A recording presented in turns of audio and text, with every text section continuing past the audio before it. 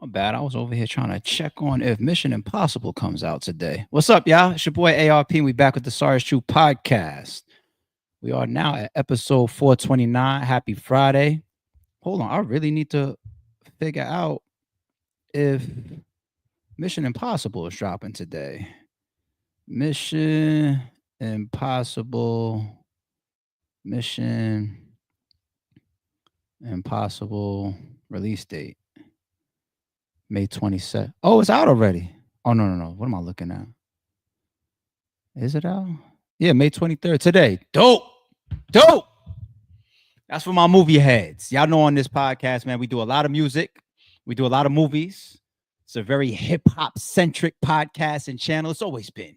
You know, when this channel first started, it started blogging on hip-hop and battle rap. So what do you think is going to change? What, 13, 14, whatever years later? But Mission Impossible is out today, man. Ooh, I'm going to have to check that out today. I ain't going to lie. What are y'all doing up at 5 o'clock? What are y'all doing? I see a couple people coming into the chat. Shout out to everybody that's coming to the chat. Normally, I start to see more people get into the chat like around 6:30, 7 a.m.-ish. I'm here early. I expected it to be just me by myself here. But shout out to everybody that's awake and getting to it on an early Friday. All right, we got some stuff to go over today. It's going to be the Diddy trial updates daily until the Diddy trial is over. I've been committed to it. I've been doing full recaps for y'all, as well as highlight clips and focus topics around it before the trial even started. So why would I drop the ball on that now? I want to stay consistent with that on this channel for y'all. So today we will do a full day 9 recap, including reaction and recap of Kid Cudi's testimony. Okay, so we're going to look at that. Got a quick little Joey Badass topic, as well as I see something going on in the news with Kendrick Lamar. Shout out to Kendrick and SZA out there tearing shit up. What else do we got today? Another update as it relates to Tory Lanez and Meg Thee Stallion. Y'all heard me yesterday. If you watched the full episode, I was like, yo, I'm getting a little bit dragged down on all of this shit. You know, it's a little exhausting. But there is something that was released that is absolutely worth us reading through and going over. So I'm going to get to the Tory Lanez and Meg stuff in a second. What else do we got? You see the baby in the title. I like his update. I like his news. I can't wait to get to his news today. DJ Akademiks, was he swatted? We're going to take a look at that footage. There's one thing that I'm pretty sure a lot of people would expect me to cover today, and I won't. And I've been pretty consistent with this. The homie from battle rap, right? You know, we're not best friends. We didn't grow up together, nothing like that. We met in the space of battle rap. But, you know, every interaction that we've had, every phone call that we've had, that person was also very supportive of RB, and I've always been very supportive of them. You know, I've had some very, very down to earth, supportive, real nigga moment conversations. And I ain't gonna step on that, you know. So if you look at my channel, even with some of the other stuff that was going on, that was big news within the battle rap space or whatever, a lot of people covered it, and I chose to leave it alone. You know, I've done the same with a lot of topics around my guy Math. You know, shout out to my guy Math. You know, when that's one thing that I've always said, people. I just want to make this clear because it's not like, oh, ARP, you got picks. Keep that same energy. If you know this channel, if you know this podcast, and if you know me, you know that I've said for quite some time now, the hip hop world of entertainment, these rappers, these movie stars, these celebrities, and all that type of stuff, I don't know them. I don't want to know them. I don't want to meet them. I'm not that podcaster. I'm not looking to move up the celebrity ranks. I'm not looking to get into any circles. I'm not looking to get next to any of these people in the club or hang out with them or go on tour with them. Or I'm not looking for none of that. I'm so cool on 90+% of them people. I don't like a lot of them. You know what I'm saying? All seriousness. So I've said many times on this podcast, the people that we cover, the news that we cover is very interesting to me. I'm also a hip hop baby, so all that stuff tied to it, it's in my lane. I'm a sandbox hip hop head, so it's all in my lane. And I don't owe none of them, and they don't owe nothing to me. You know what I'm saying? So if I come up here right now and I say, yo, I think Diddy is a piece of shit. Me and Diddy have no past dealings where I feel like, damn, I feel like I'm stepping on myself, my own personality, my own character in a way because, damn, when I was down and out, that he did support me. And nah, I don't know these niggas. You know what I'm saying? Battle rap is different. Battle rap for me is different. There's a lot of topics I am going to continue to cover in battle rap. But there are people in battle rap that I'm going to stray away from their news or their personal lives or when they get into stuff because I built with them in some form or I broke bread with them in some form or I've supported them or they supported me in some form. You know, the thing about content, people, I watch even some of my peers, even people that I fuck with, I watch them. I know what it's like to be in the cycle of I'm a content creator now, all the way back from when I was a blogger, then to being, the owner of Rare Breed Entertainment of that run for 10 plus years, and now being dedicated to being a podcaster. I know what it's like. When there's news that hits the airwaves, you get triggered as a content creator. You get triggered. I watched Poetic Flacco one time. He was on that call with Loose Cannon's wife, and I think DJ Akademiks or somebody like that. But he was definitely him and Loose Cannon's. And she was saying like her husband's going through some shit. Now we all think that Loose Cannon put himself there being reckless, but allegedly. But you're there with his wife. And she says something. He's like, "Oh my God, you're gonna tell me this news now when I could be home and I could make $50,000 off this content." It's his wife. Like, I feel like there's a lot of content creators that can't separate because once you get into the lane, especially inside the news cycle, everything you need to stay up on, everything your fans expect you to speak to. Yo, AR, this just happened, man. We want to hear your take on it. That's what your following and your channel creates. Then you have the monetary side of things, the dollar, the money. People see a hot topic, that's money, you know? And sometimes I can't fault the people that are triggered so easily with a big headline when it comes to money because there is a big podcaster that told me once upon a time, I won't say his name. He said, I cover all these motherfuckers no matter what's going on because if it's my turn to go through drama, they're going to do it to me. And he's right to a degree. He's right. And I could miss out on some of those topics that I can cover extremely interesting, but it's just my character. So when it's my time, I've been in there a million times. Hopefully I'm done. Hopefully I had enough times in the fucking the drama spotlight. But if my time ever comes again to be in the drama spotlight, I will get to see some of the people that I spared and I said that's not for me or not me and that person built. I'm gonna leave it alone. I'll get to see if they carry it the way that I carry it. And if they don't, it's cool. I got Rare Breed tatted on me for a fucking reason. You know what I'm saying? So don't expect that topic on this channel. There's a million people talking about it. I am in tune. I have watched it. Both sides. There's a lot being said and there's a lot going on. But for me, it's not a topic for this channel. So pardon anybody that wants me to really tear that topic down and get into those weeds. But I'm gonna leave that alone. Okay. Shout out to them. All parties involved in that situation. All right. Good morning, man. Random. Why not? It's Friday. Shout out to the chat, man. I appreciate it. Good morning, ARP. How are you? How are you? I'm feeling great, man. I feel so good. Yesterday I went to sleep at like maybe like 7 p.m. I made it. I had a very active day. I got a lot accomplished yesterday. By the time the stream cut off yesterday morning, I got so much accomplished.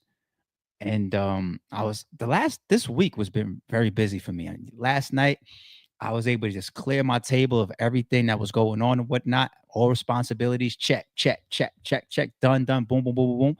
And I took it down super early. So I woke up this morning with a lot of energy. I feel good. I feel great. I looked on my phone when the stream started. I was like, oh shit, Mission Impossible comes out today. One of the best movie series of all time.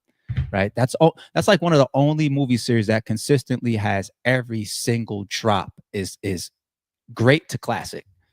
It's like a lot of series where it's just like even The Matrix, man. The last one, the fourth one that dropped was trash. I was like, damn, y'all ruining it. Y'all fucking Bad Boys to me. The last two drops was trash. Some of y'all like that Bad Boys to Ride that what those last two trash to me. I hated them. But yeah, Mission Impossible is out today. What else? What else am I feeling good about? I'm just feeling good about life, man. Feeling good about life. Feeling good about life. Everything's good. Everything's good. When you have your health, for you and your immediate circle and your loved ones, like what more can you ask for, man? Health and shit. You want to get lucky and add on happiness within your circle?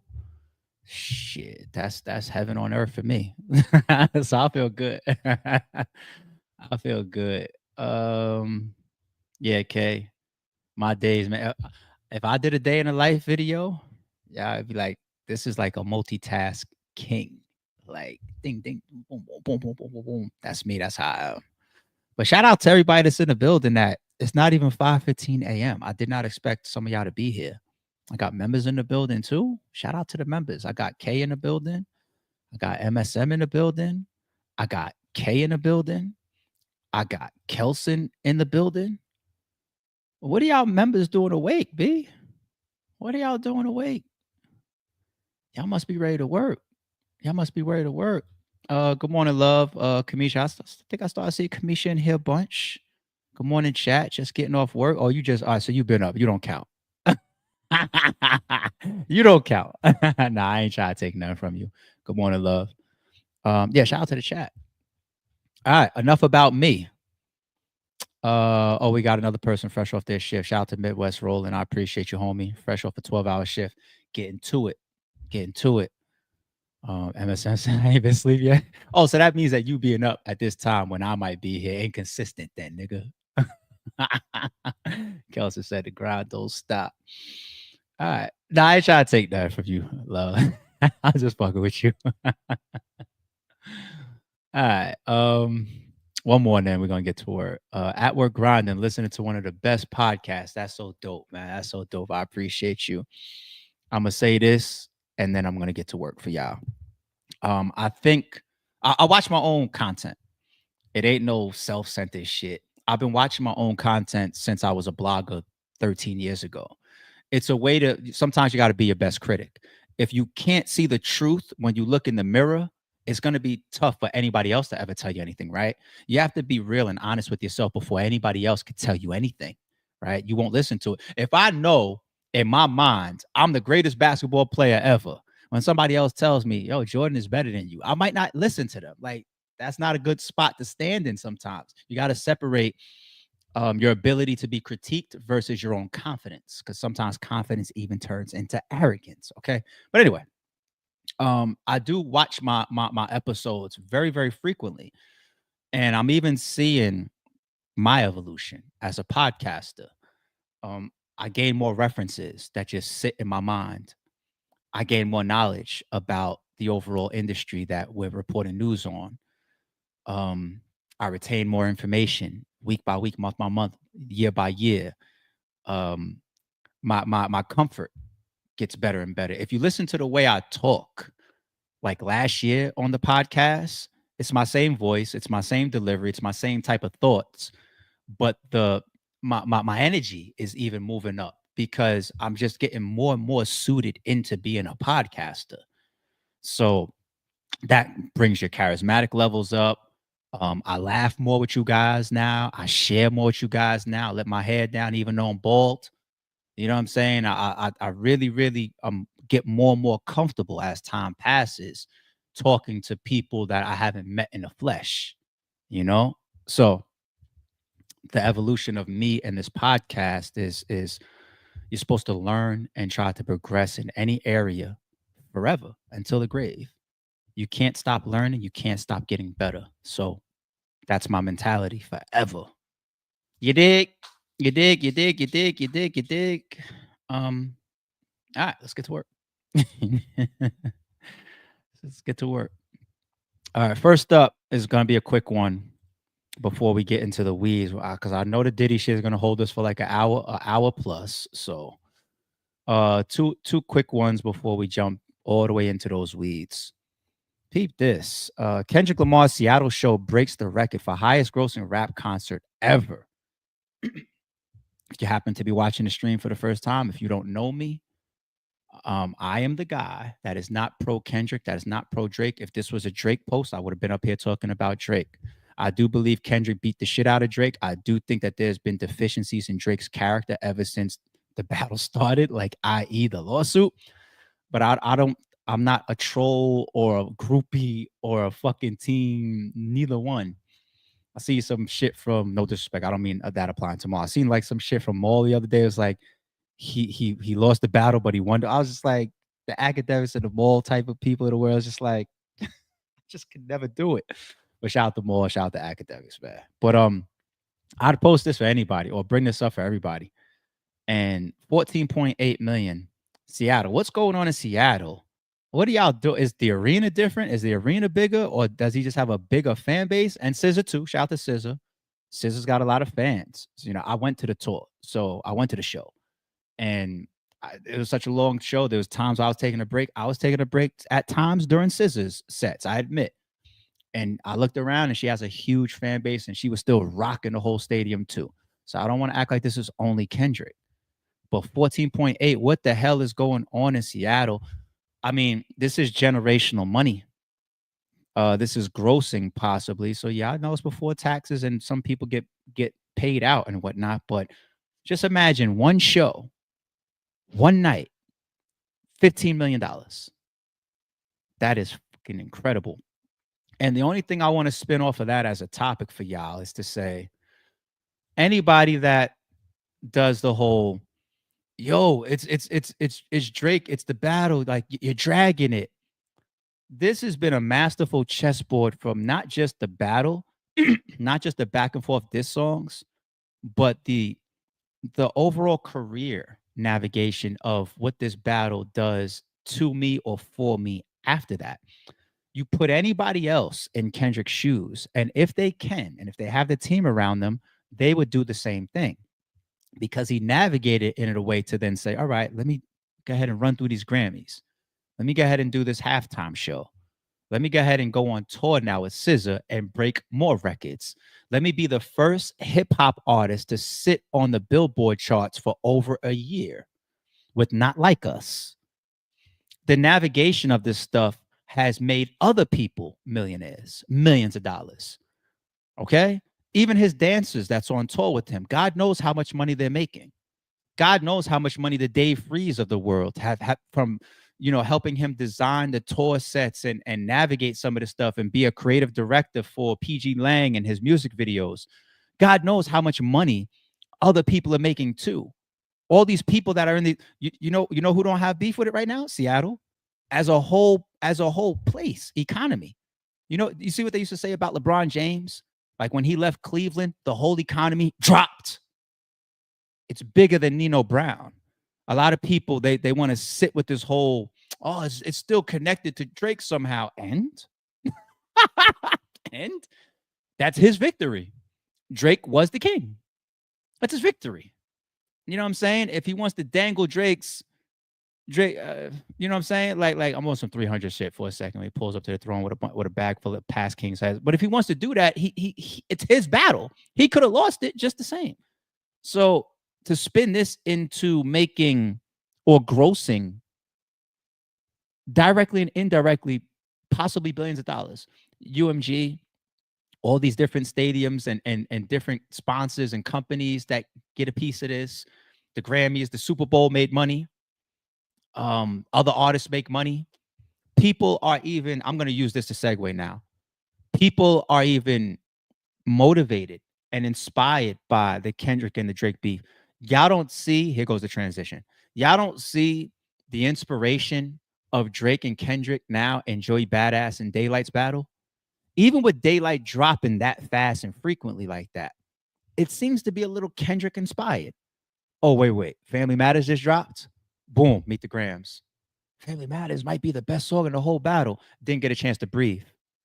I think Daylight rushed a little bit. You know, you had some of the biggest reactors like No Life Shaq and people in the comments and even producers in his comments saying, yo, dude, mix the song down. I think he took one of them down after he released it. Like, yo, don't rush. Daylight, you are a rapper's rapper. Don't rush. Like, we do like our battles to happen fast. We will get on your heels like drop, drop, drop, drop. That doesn't mean you only got 12 hours and to put some shit out that's not even mixed. Like, so you see it bleeding in to other people, and then all the other people that even jumped into the battle. Some of them belong in the battle, and some of them is clout chasing the moment, trying to find their little spark and little foot in the headlines. I see a couple of them who shall remain nameless, but this is some of the aftermath of Kendrick and Drake. How people look at that and say, shit. Even on YouTube, I look at the views of his songs that he dropped. He just made himself a nice check. I ain't gonna count his pockets to say the number because I'm a YouTuber, so I could probably guesstimate. His content is shorter. It's not super long form content, so it's a little less, but it's a nice check from the views that he just made. You just bring that home to his family while we out here get to scramble over hip hop. You know what I'm saying? So I see it. And then as I stay on the inspiration that I see, look at Joey Badass, right? So Joey Badass says Joey Badass plans to drop his next album this summer. Okay, has announced plans to release his highly anticipated next album before the end of the summer. Now, is that a coincidence, people? No. This is part of the music industry. Timing is one of the most key elements in the music industry. Is there other albums dropping or other big artists on the scene? You see when Drake will say shit like, yo, Taylor Swift is dropping, I'm gonna get out the way. Or 50 Cent and Kanye is coming out at the same time. Okay, that's a big moment. Let's do the Rolling Stones face off, right? Let's compete. There's other people that's just even got to complain. Like, everybody knew my album was dropping, and you gonna come and drop your album? That's petty. You did that on purpose to stifle me out. I've seen that happen even in battle rap. They be like, RBE just dropped the battle. 2, 3, what? Somebody else gonna drop a battle. All right. It's all tactical. It's all chess. It's all navigating the arena. So Joey Badass, I dare say, is the most talked about on social media and amongst the hip hop blogs and websites and media platforms today than he has been in the last 2 to 3 years. Right? So the whole thing that when he kicked it off and going at the West and going at Kendrick in the name of competition, the recent cipher he did with Ab-Soul and Big Sean, and now this back and forth with Daylight that all the media platforms are picking up, it's getting more views and more attention because of the Kendrick and Drake stuff, right? Because even we're hearing about Kendrick. Is Kendrick going to reply to Joey Badass, right? He's getting attention off of it as well. And he's earned it because even his songs are crazy and he really is a great artist. So find me an A&R in the music industry that works with an artist or a manager that works with an artist and they don't have strategy to their timing. I'm going to show you somebody that needs to be replaced. An artist can't just knock on a record label's door and say, hey, I want to put some music out. Why do you think they begin shelved? It's not your time. It's not time yet. You want me to keep referencing and giving you examples? Look at what 50 Cent, he was arguing on, I think, Hot 97. I think it was Ebro that said, you are responsible for dividing New York, right? And he said, you know what I did with my group? Now look at the Saint Lunatics and Nelly. He said, Nelly sold all those records. Where you go, Diamond or some shit? Nelly sold all Country Grammar. He sold all those records. And then the Saint Lunatics are put on pause. That's what happens. Meanwhile, 50, he's coming off of one of the biggest hip hop moments of all time, of hip hop history. Get Rich or Die Trying. And what comes after that? The G Unit album. Tony Yayo and Lloyd Banks solos and all that shit. Meanwhile, the record label's like, no, I don't care about Lloyd Banks and Tony Yayo right now. I need the next 50 Cent album. You just went diamond. That's the structure and the strategy. When you're hot, you go. So shout out to 50 in a moment like that for pushing his folks. But whoever don't think that this Joey Badass is not time based off of this controversy and the battle and all that is an idiot. And off of this battle now, we're getting an album. So that's dope. And it makes you even ask, Kendrick fresh off the beef, we got GNX. Fresh off of the Daylight and Joey Badass battle, we get an album from Joey. Does this mean that Joey won? I'll tell you about Daylight's last. I'm not gonna play it. Shout out to Daylight. That's my guy. His last joint that he dropped. I think the name of it was End Credits, right? Um, Something like that. I thought it was dope. Some of the reasons why it was dope, aside from the fact that Daylight was on there rapping his ass off like he always does, was the messaging of it. You know, we don't have to be here tearing each other down. We don't have to be here trying to diss each other's wives or kids or getting so personal to the point where if you cross paths with me in the street, you want to do something to me. This doesn't have to be that. Let's see who's better. We're gonna get some angles off. We're gonna get a little angle off here and there. You know, it might be some disrespectful things said, might call you a dick sucker or something. But we're establishing that this is hip hop. Okay. Just like on a battle rap stage, on stage, you can say those things. You could say the worst of the worst, and off stage, you can't. In the midst of a battle, people will allow certain things to be said that are even through the roof as far as disrespect. So, Daylight was really, really bringing that to the forefront and making sure that it was understood. This is competition. This is rapping. This is hip hop. This isn't an issue between me and this man. And I thought that was super, super dope. So I don't do the whole white flag that Daylight raised or nothing like that.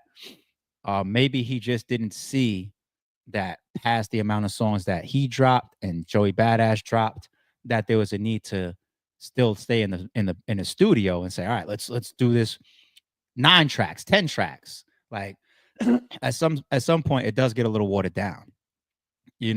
As much as we were like, yo, where's the Kendrick? Where you at? Where you at? Where you at? If that shit would have went for 15 songs, we would have got bored. Right. So it's got to be tactical. It's got to be impactful. I'll take 6 dope songs over 15 mediocre songs any day. That's another reason why I didn't click on a lot of the side stuff that was going. Everybody jumping in. Yo, Daylight, I got you. Yo, Joey, I got your back. It's like, who is this person? That person came out the weeds. Who? Like, really? Get out of here. Anyway. All right, so that's the quick Kendrick, TDE, Joey Badass, Daylight topic.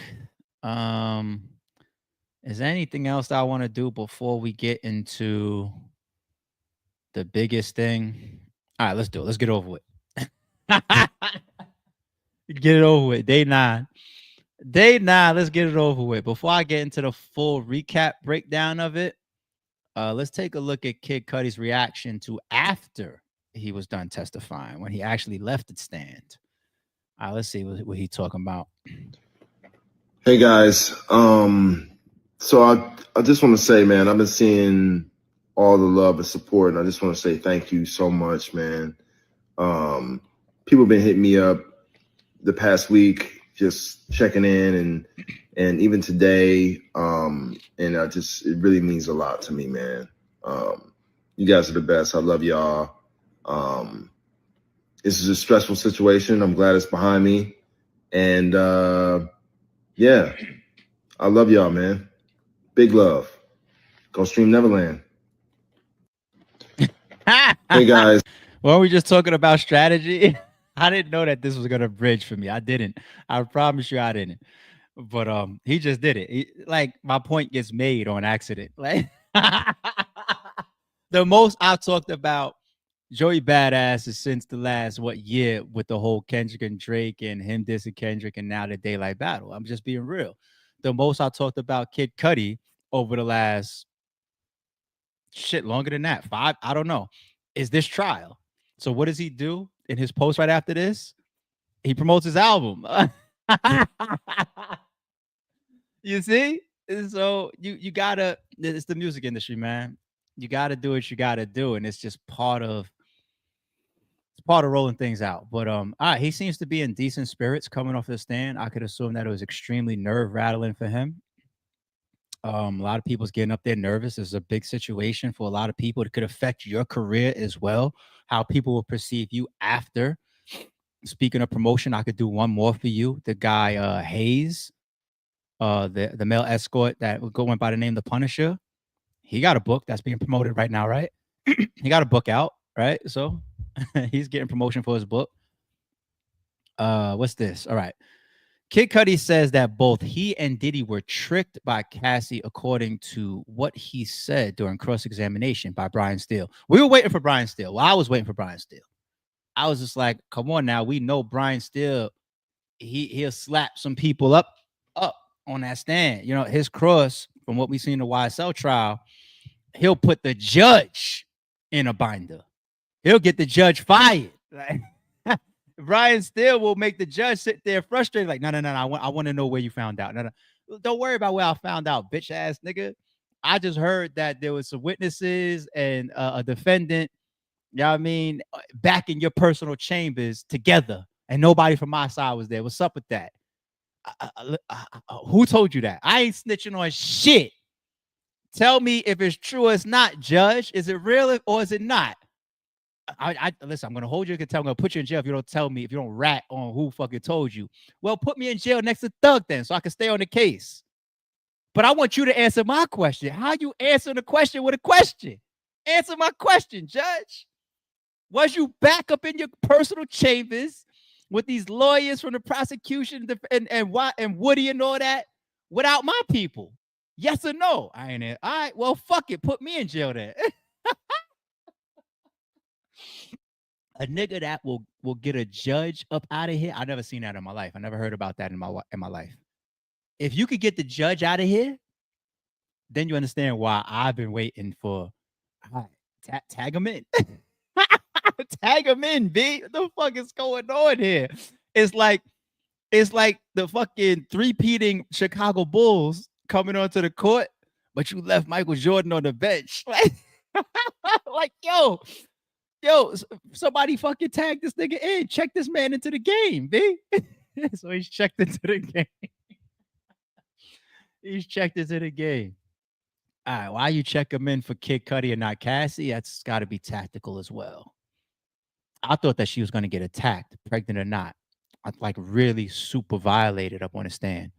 But they're even using other people to violate her. That's what we're seeing right here, people. That's what Brian Steele just did. Brian Steele went to work and managed to make Cudi admit Cassie played him and Diddy. Cudi said that even though Cassie lied about not being with Diddy and claimed he was abusive, she still gave Diddy Cudi's address.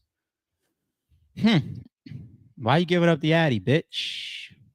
Yeah, I ain't taking the B word back. I ain't. Because you could have got this man killed. Let's be real. Diddy's a dangerous person, allegedly. Did he get you out of here? Cassie, there's testimony that Cassie even took on the reputation of Diddy by threatening people, right? Didn't we see that already in the trial, people? She was on somebody's heels about them possibly having footage of a freak off. She's like, I'll kill you. It won't even be me to do it. You better give me that show me right now. Somebody kill you right. I'll say allegedly, right? It won't even be my hands that do it. She feels empowered because her little 110-pound ass is walking around like she's a killer. Who she feel empowered by? Diddy, right? So allegedly Diddy is a dangerous man, and you caught up in between these two men fucking both of them. You fuck around, almost got one of them killed. I'm not going to gloss over that. All right. Anyway, still, both of you guys were tricked, right? Cudi, yes. Still, the person who tricked you is the same person who tricked Sean, Miss Ventura. True? Yes. Cudi answers both of those in favor of Diddy and the defense. That's good leading by Brian Steele. Now, I thought that you could object to shit like that because when you say true, like the prosecutor objection, the leader calls the lead in, you know what I'm saying? It's like the over alley-oop. That's like you calling your boy, yo, Aaron, I'm here right now next to Shorty. Right now, we arguing, man. She think I was I not with you at the bowling alley at 8:14 p.m. last night? Right? yeah. We were. The alley-oop, you know what I'm saying? Brian Steele did a little bit of an alley-oop there, but he's lawyering. That's the point of presenting your words in such a way where whether you got this guy trapped or he's just stuck being honest because he doesn't want to be up here with perjury and lying in front of the court, you present it in a way to get what you need. And that was a good one. That was a good one. All right. So Brian Steele officially checked into the game. All right, let's go. Full recap now. Full recap mode. Wait. My bad. Before I get to the full recap, let's just one more around the perimeter, people. One more around the perimeter. I see these exhibits came in yesterday as well. Diddy's court defense exhibits Cassie's glamour shots. So, all right, beautiful modeling pictures of Cassie. Okay. All right, more modeling picture. I didn't know that she was this skinny. I didn't know she was. This is very. She's way more thin than I thought she was. She's still a beautiful woman. Okay, more glam shots. Okay, look at this. Y'all out here with the mega A plus listers. Rihanna, right? Can't get a seat next to Rihanna unless, right? More pictures with you and other celebrities. I mean, she became a celebrity herself. So is this Westbrook in the middle? Damn, they look like Russell Westbrook. More glam shots. Okay, more pictures with Wiz Khalifa. All right, more glam shots. So the point of all of this, people, is to show the lifestyle that comes with being with Diddy, the pros. We're hearing a lot of the cons. You got beat on, you got this, you got that, and that's not to be belittled, to be abused by a man, or a man to be abused by a woman. That's not to be belittled, people. But it's a defense. So they're showing all the pros. They're showing all the consent. Wasn't you happy when you got a chance to, be in front of TMZ, sitting next to Rihanna? You know what I'm saying? Wasn't it cool to be in a studio with Timbaland and Dr. Dre? Wasn't it all right to be in Malibu and collaborating with you know what I'm saying? So I see what they're doing and why they put that in as evidence, the consent. Because people will always ask the question, what the fuck made you stay? Hey, Dawn, what made you come back and re-up? If you're saying that you feared this man, why you come back for the re-up? He did this in Malibu or he did this in the hotel. Why'd you come back? You say he argued you on the living room floor. Why did you have consensual sex with him after that? And the only answer that Cassie can come up with is, I loved him, or I didn't want to make him upset, or I'm telling you, the main sex trafficker that they're going to have to paint ain't these escorts and whatnot. It's going to have to be Cassie, because they're going to keep trying to prove that she wasn't consenting. That's why even the guy Hayes, the male escort that they used 9 to 12 times, that's why even he said in his TMZ interview, he said, it seemed that the prosecution was going after when I said at times I would see Cassie maybe wince or sigh. In hindsight, I can see what they're doing in the midst of the act. We was fucking. Like, a wince or a sigh is part of sex. The fuck? So they're trying to make it like even the freak offs Cassie did not want to do. But good luck doing that when they already got evidence showing she booked some of them. She set some of them up. She was highly involved in them. Text messages about, hey, babe, last night with boom, boom, boom. But, I don't want it to just be a sex thing. I want to come home to something. I want it to be more. Almost leveraging the freak offs. Like if I'm gonna be doing these freak offs with you, marry me. Right? I'm just saying.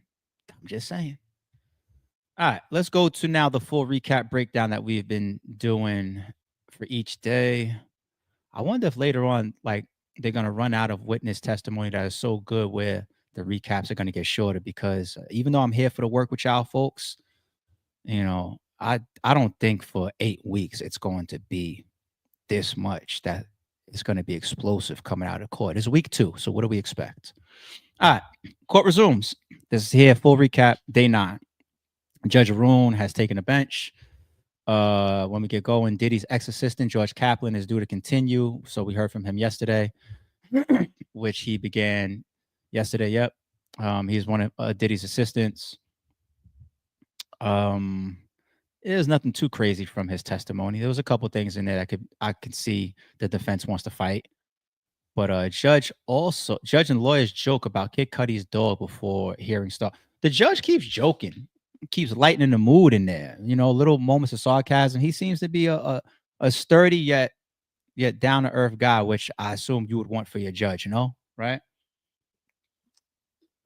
The sturdy moment was when it appeared he was putting his foot down for how long Cassie was going to stay. No, Friday she's done. Y'all get a day and a half. They get a day and a half. That's it. So it seems sturdy with that, and that's fair. So I ain't mad at that at all. But all these jokes we keep hearing about, okay. The judge and the lawyers are discussing what they can expect to hear in court. Okay, the conversation moves to Kid Cudi. Defense lawyer Brian Steele says the prosecution is intending to discuss Cudi's dog being shut in a room in December 2011. Oh, so y'all joked about, is Brian Steele going to get at him for some animal rights cruelty shit? And then a joke came out of it. What? Brian Steele, you crazy. Prosecution lawyer Christie says the location of the dog is central to understanding if anyone was home or not, which speaks to later break-in at the home. Oh, so the dog is part of the break-in, testimony. Okay. The judge jokes that Cudi is not going to testify what the dog thought, which elicits laughter from the. All right, okay. Yeah, so the judge had a little funny, little sarcastic moment. You can't prove what the fucking dog was thinking, y'all. Steele says there may well be dog lovers on the jury, to which Slavic adds, unfortunately, the dog is no longer with us. So it's becoming serious. It's becoming important. This is not, we laughing. I've been laughing this whole time, but this is smart by Brian Steele. Listen, I'm not overhyping Brian Steele. But did y'all see my transitions as I was going through this right here in front of y'all? I went from laughing, okay, y'all joking about a dog. Okay, hold on. Is a dog coming in testimony? Okay, that's why the judge said that. Oh, wait, hold on. Brian Steele has an issue. Hold on. Animal cruelty is serious in this world. People be getting they mink jackets and whatnot spray painted for a reason. You get your houses burnt down. Like, people do crazy shit behind animal cruelty. You ever hear how people sarcastically say that in America, animals are protected more than black people? Y'all ever hear that? Right? Go ahead and do a movie right now or a video right now where a dog gets killed and see how much trouble you get in. Now go do a video of 10 black men getting shot and see if there's an issue. It's real. It's real. And I'm going to give y'all the references to make y'all think and say, oh, shit.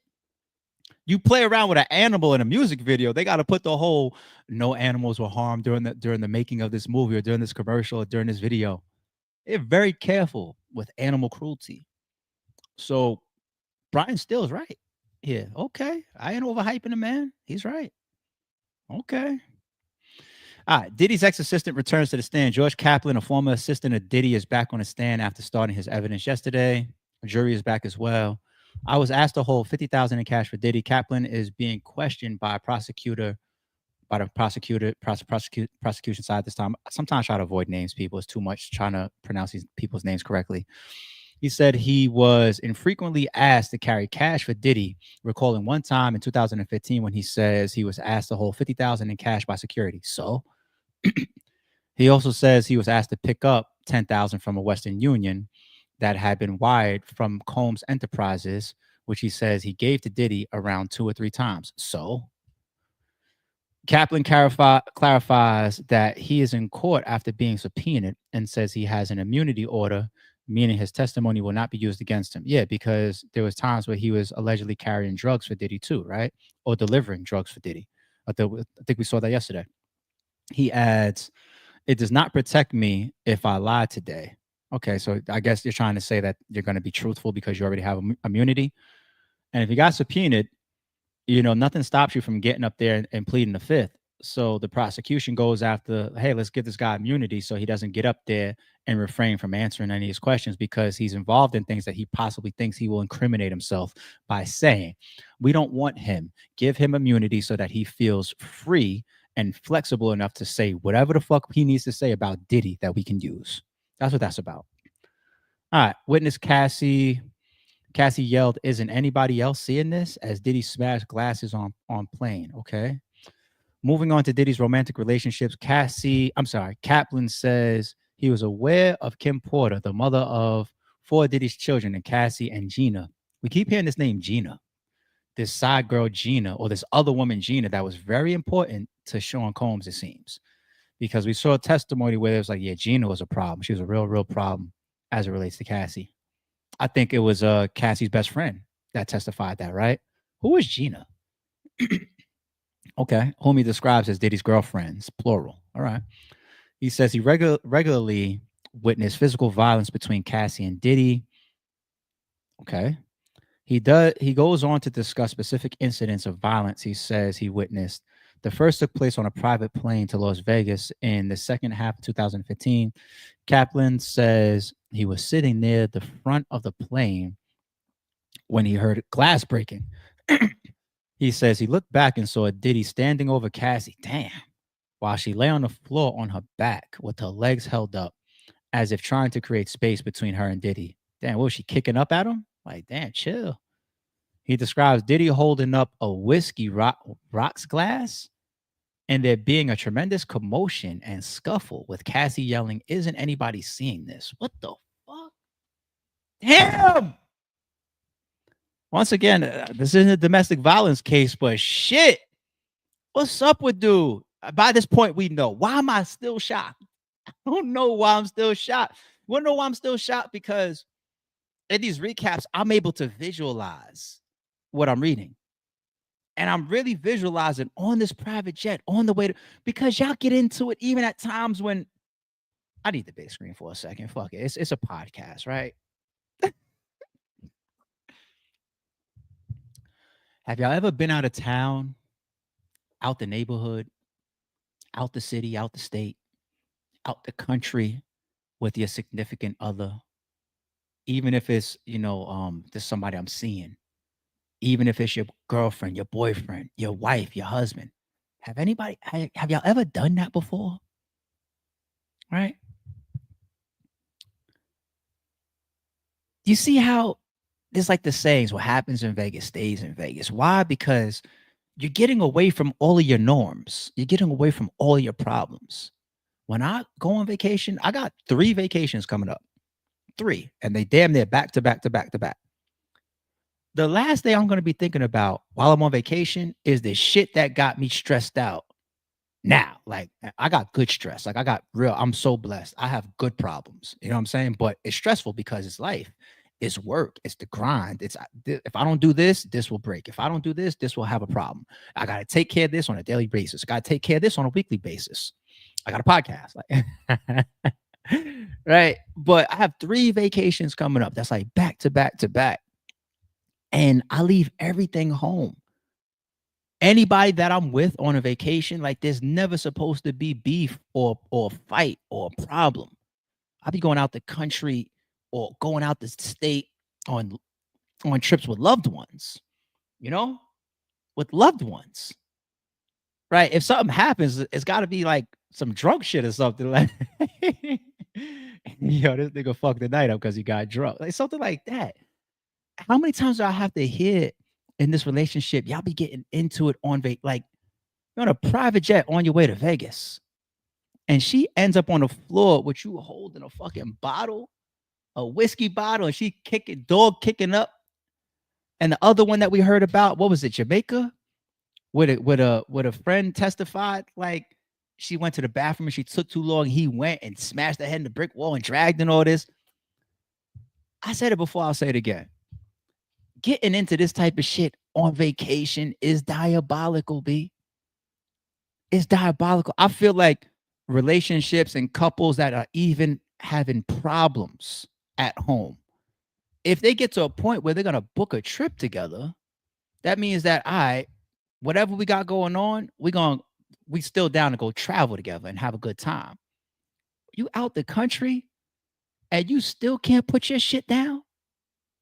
You supposed to be out here having a good time living up. You still can't put your shit down? People's mentalities on vacation be so different. They be so disconnected. You still is beating on this woman on vacation, allegedly? That's different. And I'm explaining why. That's different. Beating on somebody on vacation is different, B. If you're an abusive guy and you beat the shit out of your woman at home, right? If that's y'all norm, that's y'all norm. God forbid. But y'all are going on vacation and you're still doing it. I don't know if y'all travel as much as I do. I don't know if y'all could just understand why this is such a psychological thing to me. Like on vacation, I just know how my mind is when I'm away. But I, it's crazy. Kaplan says that after the last glass shattered, Diddy came to the front of the plane and sat in one of the captain's chairs, telling Cassie to stay at the back, describing Diddy's mood. She says he was pretty even keeled. He went and sat in the fucking the driver's seat, so to speak, of the plane. Stay your ass back there. He really treated her like a kid, allegedly. No car for you, no jewelry for you this week.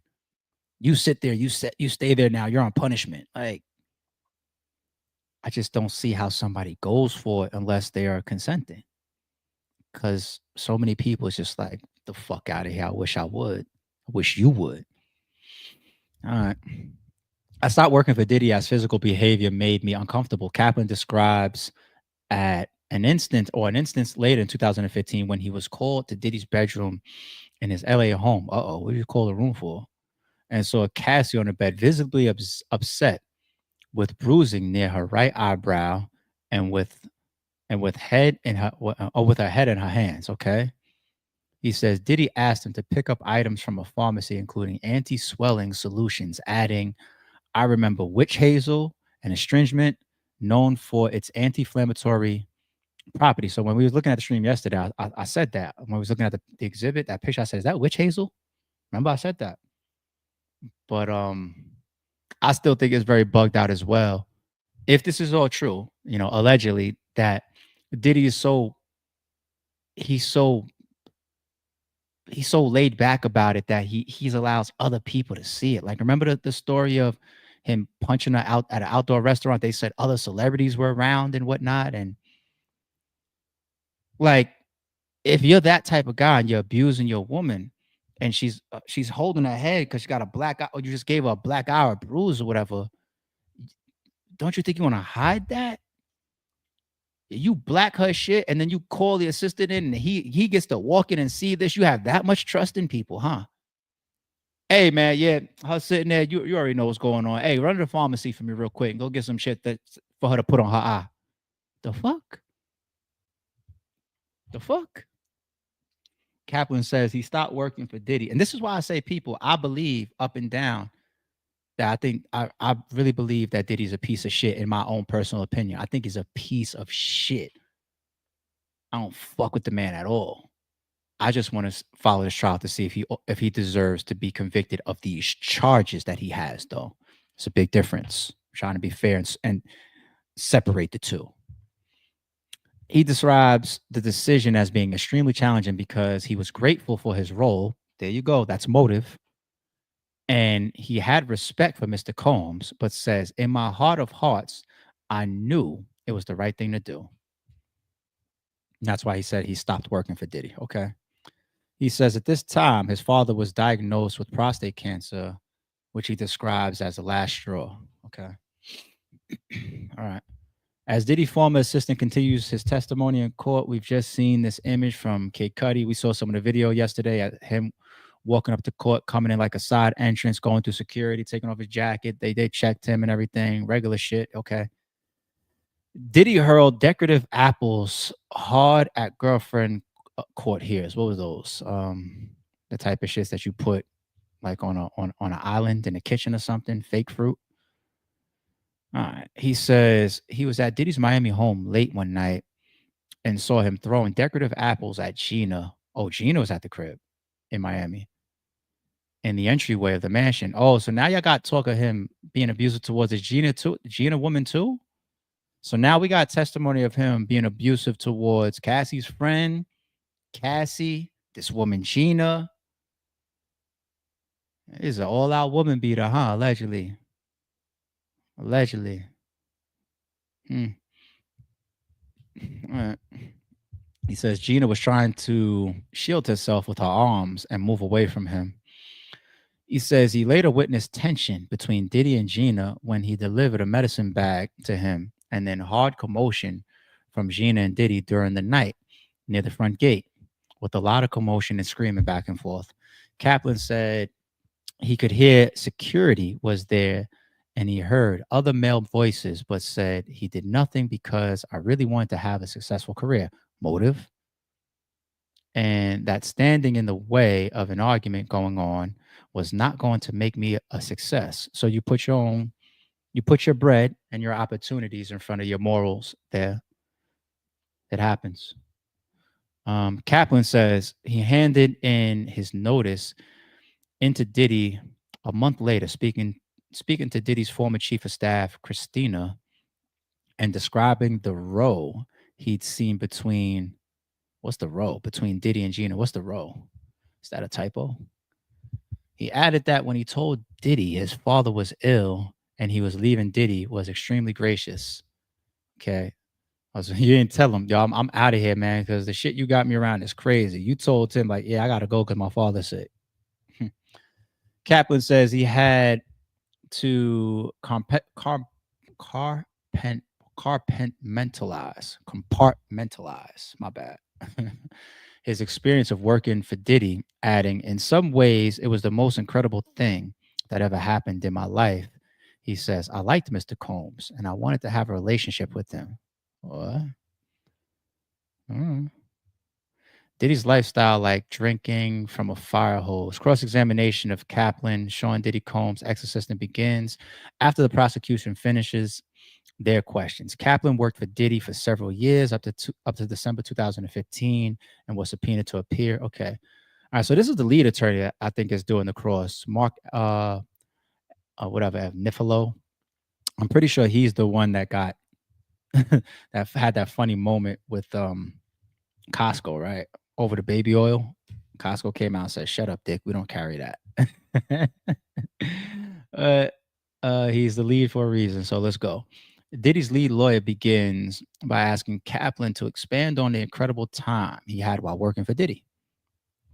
Kaplan says he was young at the time, just realizing how big the world was, and says Diddy made my world so much bigger. So yeah, he's trying to make sure that the jury hears all the pros and all the goods and all the opportunity, all the lifestyle, all the great that came with working for Diddy. You know, if I'm the defense, you want to say, all right, there's 365 in a year. All right, 30 of them, 30 of those days, you might have seen Gina get hit, Cassie get hit. I might have balked on you. I might have threatened you and said, hey, don't make me fuck around and fire you. But these other 335 days of the year, what's going on? Right? Now, what's going to stand out is the things we're going to talk about, which is, yeah, Cassie was holding her head with a black eye. Or one time I seen Gina getting hit with a decorative apple. That's the standouts of the year. But what about everything else while you're there, living it up and getting this check and whatnot? That's what the defense is going to do. That's what they have to do. Kaplan describes Diddy as pushing him to his deepest depths, adding that working for Diddy was a once in a lifetime opportunity. It is. And you got people that are even interviewing saying that.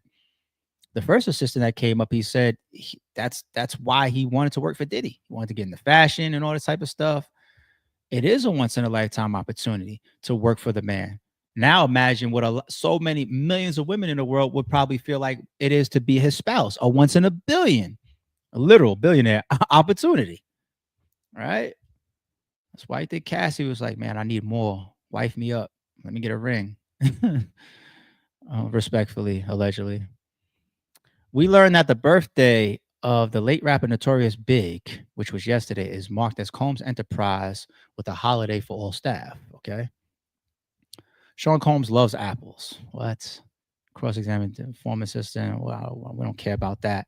If Diddy was making multiple $1,000 purchases and confirms he was, Kaplan is asked if the company's statements were scrutinized to decide which purchases were business and which ones weren't. And Kaplan says no. Okay. So if you're involved in, because Kaplan testified earlier about times when things were done through Combs Enterprises. Why does this matter to me? Because this is a damn RICO, right? And you're establishing that these different business entities, Combs Enterprises and Bad Boy Records and all, he used these businesses to run a criminal organization. Okay. So if you are one of my assistants, if you are staff and you happen to go to the store on this day to buy Astroglide and baby oil for me, and that's done on just cash, right? Because we joked about that the other day. We said, "Oh, you don't want to use the corporate card for that. You can't write that shit off on your taxes. Why not?" Right? Right? Especially, he would have been able to if he would have just, like, in my advice, went into the damn porn industry the way Snoop Dogg did, directed his movies like that. He still could have sat in the corner jerking off with Astroglide. Allegedly, he still could have did it. Just, and now you could have wrote off the Astroglide and the sex workers and the travel and the all. You could have wrote it off on your taxes. You have a legitimate branch the bad boy of a porn fucking label or whatever. You could still call it bad boy. It still fits. You know what I'm saying? But to the point, and then you go over here, you purchase something that really is business like. Like, okay, this is what Cassie is going to wear for her album cover, and write that off on your taxes as a business expense under Comb Enterprises or LLC and certain type of credit cards that's being corporate cards that's getting swiped. So the whole RICO element here is why the assistant's testimony is important to the defense. The record keeping, sometimes you made purchases that were on and off the books for underneath the corporation and whatnot. I see what the defense is doing there. That's important. This is still a RICO, right? As much as we're focusing on domestic violence, is the RICO. So finally, as much as I don't see the prosecution going at things that make me feel, oh, finally, we're talking about something that's going to be related to these RICO charges, the defense is attacking RICO right here. I get it. All right. Goes on. Ask Kaplan now if Diddy was keeping track of applesauce purchases, or was he? He says no. Okay. Prosecution goes on. What was the applesauce? Kaplan says Sean Combs loves applesauce. He would always have it on or on the side of things. All right, whatever. All right. Diddy would track purchases of applesauce or baby oil? Kaplan, no, adding it was always there when he wanted it or needed it. All right. So to me, this is not about the applesauce, people. Okay. When I read the title here, I was like, what? It's not about the applesauce. He's going after company financing and how the business is spending money, being that this is supposed to be a criminal enterprise. I never heard Diddy threaten to hurt Cassie.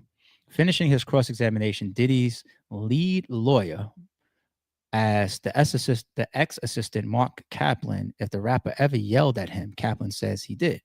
So, and I don't want to say so, like, I'm saying nobody deserves to be yelled at, in a workplace. I'm just saying, I just feel like this is typical of his type of work environment. So at this point, I'm kind of numb to it. Like, yeah, Diddy's going to be talking to people sideways and people's going to be accepting it because that's just the type of boss that he is. You see people saying he's not on trial for being a shitty boss or a horrible boyfriend. He's not on trial for that. So that's why my brief sarcasm comes there. I'm not trying to dumb it down, people. Kaplan confirms that Diddy threatened his job, but never threatened him physically. He also confirms he never heard Diddy threaten to hurt Cassie in his presence. Yeah, allegedly, he's only putting his hands on the women, allegedly. All right, Cudi, you up? Scared Cassie didn't know what Combs would do when he found out about us. Kid Cudi tells the court. Kid Cudi is being questioned by Emily Johnson for the prosecution. Okay. The 41-year-old describes himself as an actor and a musician and says he briefly dated Cassie in 2011. Confirmation from him. Okay. After first meeting her at an event in New York in 2008, going on to work on some music together. The defense is going to be like, every time these motherfuckers come around Diddy girl, they end up snatching them. That's why he's so jealous of Michael B. Jordan. Look at the trainer that she got kids with now, Kid Cudi. I almost had to blow a nigga car up, or he did, allegedly. These niggas be snatching Diddy's girl, huh? Or takes two. All right, let's move on. All right. Cudi describes a day in December 2011 when he says his apartment was broken into by police, and police subsequently came into his home. He says he received a call from Cassie in the morning around 6 a.m. and told him Diddy found out about us. Oh, so right there, you're putting that the crib breaking on Diddy, huh? All right. And she texts him, he found out we're caught. He got us. Now we see early when I showed that why Brian still got up there and said, Cassie was tricking both y'all niggas, huh? You see why? And she's playing the middle. We caught. Get the fuck out of here. Cudi says she wanted him to come and pick her up as she was worried Diddy would come to his house, adding she was very stressed, nervous, scared, and didn't know what Combs would do. He describes being confused and he says he didn't think she was still dealing with Diddy and says Cassie had previously described him as being abusive towards her. Cudi says he took Cassie to Sunset Marquis, a hotel in West Hollywood, as he thought it would be safe and away from him. Okay. Cudi says Diddy broke into his house and messed with his dog. Kid Cudi says he spoke to Capricorn Clark, one of Diddy's employees, who told him Diddy and one of his team were in his house and she was sitting in a car outside of his home. So somebody from Diddy's team told that Diddy and somebody else was in Cudi's house, told that to Cudi? All right. Cudi says he headed straight back to his apartment, calling Diddy and asked him why he was in his house. He says Diddy told him calmly that he wanted to talk to him, added, I'm here waiting for you. What the fuck? What? People, that's a movie shit. What? Yo, Diddy is a fucking gangster, B. What? What? Did I just read that? Yo, the nigga said he got word Diddy and somebody broke into his crib. He went and stashed Cassie, calls Diddy. Yo, man, what's going on? I heard you broke into my crib. Yeah, I'm here right now waiting for you. What? Yo, this is John Wick, son. Like, this is John Wick, B.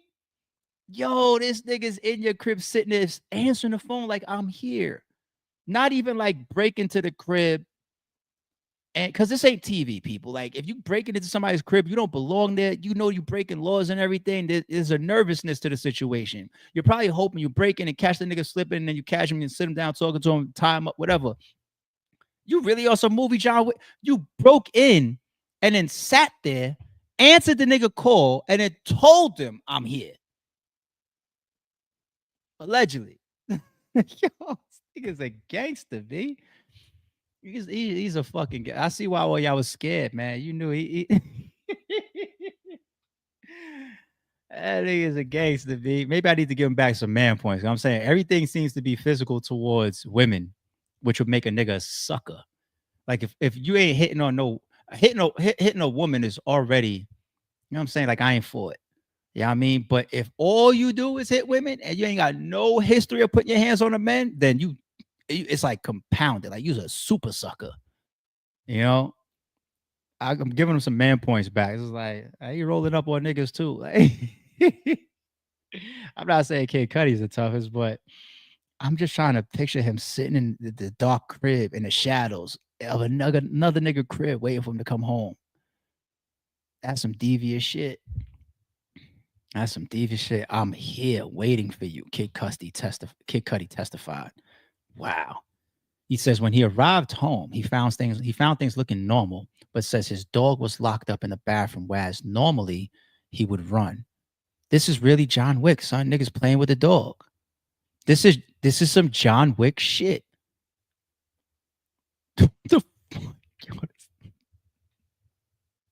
I was joking, son. I'm dead serious now. It's some John Wick shit going on with the dog and this nigga sitting in the shadows. Cudi, you just went back to the crib just regular? If I know you in my crib, you want to know how I'm coming back to that crib? You want to know how I'm entering that crib? Somebody's losing their life that night.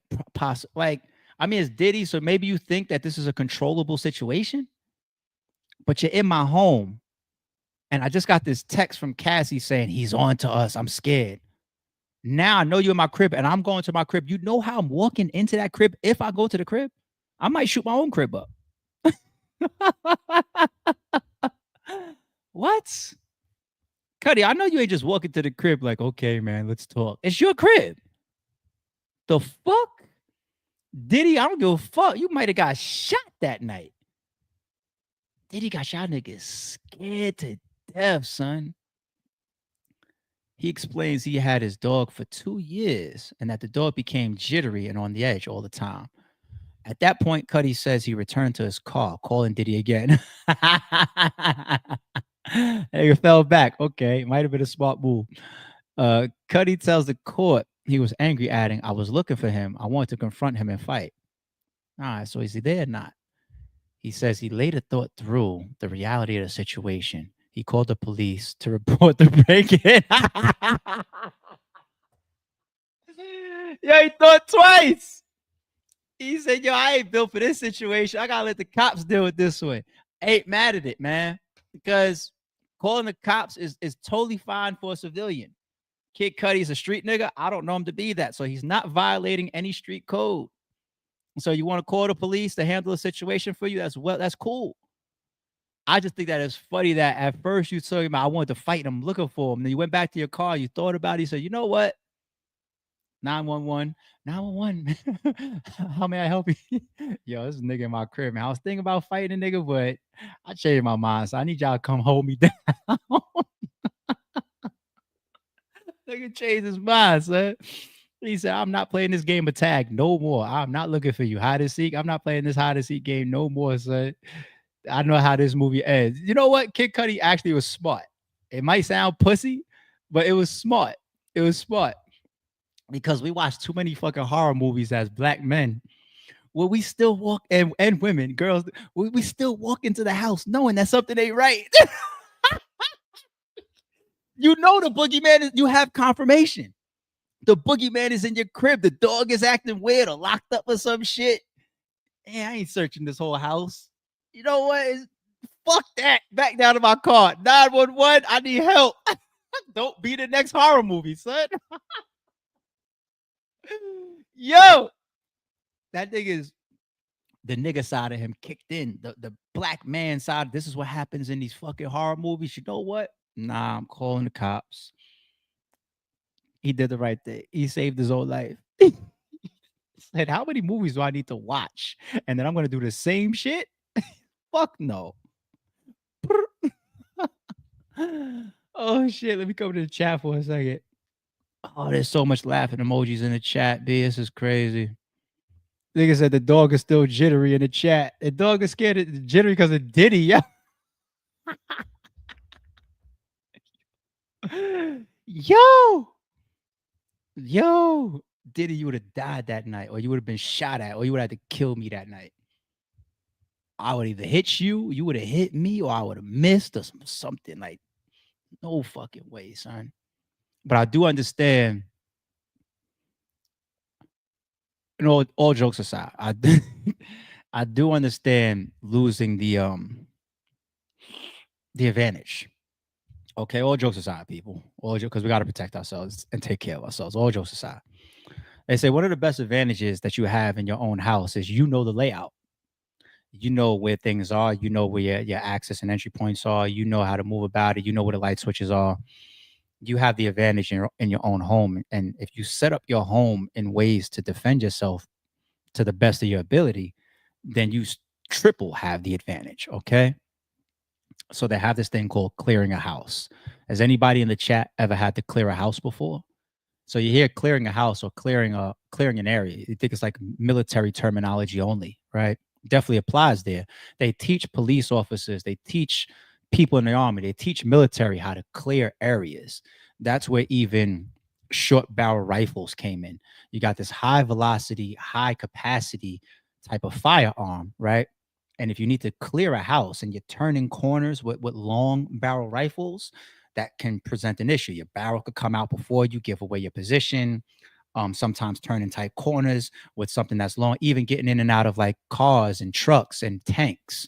So short barrel rifles became very popular for some of those reasons, other reasons as well, but for some of those reasons, clearing areas and getting in and out of vehicles without something that's too long, where you can still operate in these tight areas, okay, with those type of firearms. Now, clearing a home I don't know if you guys have ever done it before, but you may have done it because clearing a home isn't only with a gun. Okay, it can happen if you hear a bump in the night. You ever hear something at night when you're in the middle of sleeping and you wake up and you look around your house? That's a form of clearing your house. All right. It's just how tactical do you do it? Some people grab their gun and they start moving around corners and hallways a certain way and they check every area, every hidden position. They check the windows, they check the locks, they check the doors, they check the cameras, they check their security devices, and then everything's clear. And then they put their gun away and they go back to sleep. Even if you didn't do it like that, and even if you just woke up and you just la di da di da and just walked around and said, "My windows, my doors locked," and you went back to sleep, that's still a form of clearing your house. Okay. When I spoke about the advantages and disadvantages of your house, the thing is, somebody else is there before you. It's not like you're there and somebody's coming in. So if Diddy's there first, you know what I'm saying? All jokes aside, it really is the horror movie thing. You don't know what you're walking into. You lost the advantage, even though it's your house. You lost the advantage because he's in there first. You don't know if he's with people. You don't know if he's got guns. You don't know if he's aiming at the fucking front door, waiting for the door to open, waiting to hear the key put into the lock. You just don't know. So all jokes aside, I know I was laughing a lot earlier, but all jokes aside, people, if you happen to get a text message or a phone call, somebody saying, "I'm in your house waiting for you," walking into the house is dangerous as fuck. All right. I don't know if you're going to call the cops. I don't know if you're going to come with your people. I don't know if you're going to shoot up your own house. Whatever you're going to do, but just it's not safe. It's not. You lost the advantage. All jokes aside, and I know I'm speaking to a crop of people that just like, it was cool when we was joking. Then there's a crop of people that's going to watch this and say, "Damn, I do understand the clearing of the house thing. I never thought about it that way, or the advantages in a home. I never thought about it that way." And then there's also a crop of people that know what the fuck I'm talking about. They're very defensive minded people and they've cleared their home or other homes before. And they're like, "Damn, this nigga ARP sounds like he's military." I had that before. I remember I had a rant one time about something on the phone with somebody or maybe on a blog or something. And Disaster called me, the battle rapper Disaster. He called me and said, "Yo, I know you're military." And I said, "I'm not military. Are you kidding me?" I was like, "No, I would never join no military. I'm cool." He was like, nah, I don't believe it. Like you're military. I could tell by the way you talk about shit or whatever. Everybody's up here because these rap songs talking about 223s and 556 because it's popular. You're the only person online talking about 300 blackout is the way to go. Diz was like, no. There's something different about you. I was just like, no, I'm not military, buddy. It's a lot of people that know the stuff that I know. A lot of people. But anyway, Scarpy says never did live fire training at night, but live fire training was insane. Drew, I see the question that you put in the chat. I addressed that at the very beginning of the stream. You can rewind and hear about that. My thoughts, my position on that. No element of surprise. I'm just making sure people's with me because we went offline. Trace as in trace rounds. You mean? It's another reason why lasers are off for military only, if you ask me, because they give up your position. Like a laser for what? You're gonna laser around your house and show people where you're at when you possibly have the advantage. Get out of here. That's TV shit or military shit. You know what I'm saying? Yeah, it was built for Eric. It was built for suppression and short barrel rifles. All right, let's stop. Let's stop because somebody's gonna use this against me if I ever get in trouble. You know, that's why I don't promote that type of shit. They're gonna go to this clip right here and be like, "You see?" I'm like, "You see what? I wasn't talking reckless. Like I want to be a gangster or nothing like that. I have some self-defense training. That's as far as I'll go." All right. Let's go back to the recap, man. Kid Cudi and his crib, it was crazy. It took us on a tangent. Diddy listens to Cudi with arms and legs crossed. Oh my God. So y'all ended up having this conversation in your crib? Better not have. During Cudi's evidence, Diddy is sitting back in the court. Oh, thank God. Diddy is sitting back in his chair with his arms and legs crossed, looking attentively at Cudi and listening to what he has to say. Hey, he's sitting back like, "You fucking sucker." Like, "You sucker." I should have fucked you over that night, boy. I really should have did that night, boy. Yeah, I had you, bitch ass. Yeah. That's gotta suck for any defendant in any case to see people understand talking about you, man, in ways that could put you in jail. That's gotta suck. That's really, really gotta suck. All right. What the fuck? Kid Cudi describes reaction after finding out Molotov cocktail torched his Porsche. So that's allegedly what it was. Mm. You know what a Molotov cocktail is? You saw some of those used in the movie Bronx Tale. Remember the end when they was flaming up the store in the racist neighborhood? Was it the racist? Yeah, or was it the black neighborhood? I forget. But yeah, those were Molotov cocktails that were used in uh yeah Bronx Tale. You know, they be looking like bottles, and I think they have like flammable fluid in them, and normally like a cloth or a rag into the fluid. You light the rag, and then when the bottle breaks, and then all the flammable fluid catches the fire, it could expand with all of that, flammable fluid. I guess can you make a Molotov cocktail even with just general gasoline? I don't know. I don't know. I don't want to talk about that stuff too much because you fuck around, get flagged for it on the internet. Creation of that type of stuff, you get in trouble for it on the internet. Cudi says his car was completely burnt up. Cudi says the car was damaged with a Molotov cocktail, which he says were put into the driver's seat through the open top of the car. All right. Wait, my bad. But I missed this piece right here. Cudi says he was away from home at the time, visiting his ex-girlfriend's sister's house. His ex-girlfriend's sister's house. What you doing with the sister of your ex? but, but was sent photos by his friend. Does your ex-girlfriend know you was with her sister? Cudi says his car was completely burnt up and was written off after the fire. Wow. Asked what his reaction was to the fire, Cudi answers, "What the fuck?" Cudi says the fire was intentional and adds the last time he saw Cassie was at Soho House a few days after the blaze. He says he contacted Diddy saying that he wanted to meet up and talk as he felt they needed to speak before things gets out of hand. So that it's already out of hand. The crib situation and burning up your Porsche allegedly, it's already out of hand.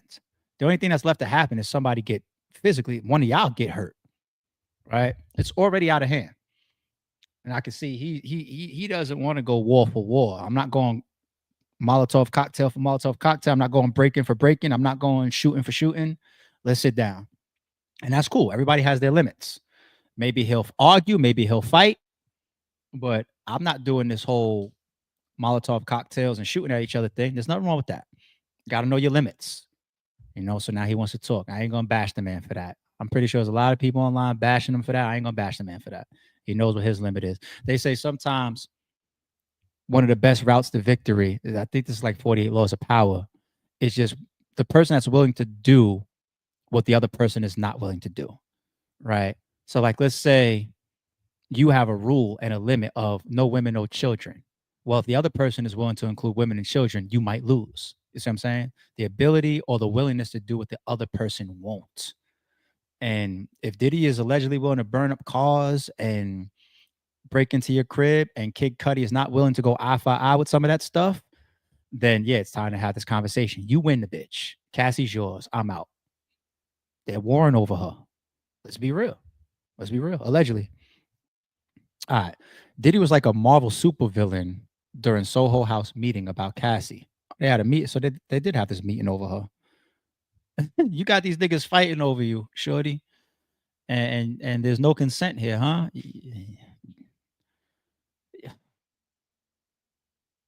Nah, I ain't gonna get into Cassie. I was going to be like, yo, is this something special, super special about her that we haven't already seen?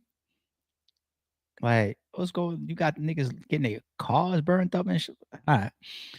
Cudi says he met with Diddy and his head of security, D-Rock, at a Soho house, describing Diddy was staring out the window with his hands behind his back like a Marvel supervillain.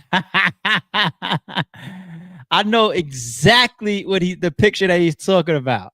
The depiction is somebody's back is turned to you and their hands is folded behind them, and you walk in and they don't got to look at you when they talk to you. I know that scene so well that I created it once upon a time. If you go to the Blood, Sweat, and Tears trailer. It might be the first Blood, Sweat, and Tears. I think it is. It might be the one where Swave Sever battle show off. But anyway, if you go to the channel, you just search the Blood, Sweat, and Tears trailers. It's one of them. We did a movie trailer, and I was so dedicated into being different with our trailers and bringing like a cinematic feel to them. We had goods at a payphone. Payphone people. When are people using payphones?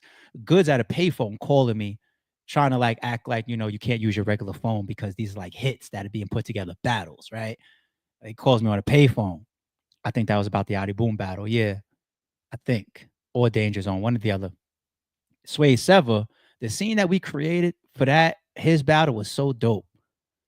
It was me and rest in peace, Uncle Hef, who once upon a time was also a part of RBE for a short stint, and then went on to do his own thing as a promoter. And he did the Battleship series where he was doing battles on boats and everything. That was, a cool concept. But rest in peace to Uncle Hef. But yeah, it was me and Uncle Hef, and what we were doing was we were running up on Swave to like set up the hit, the battle, right? And it's on a roof.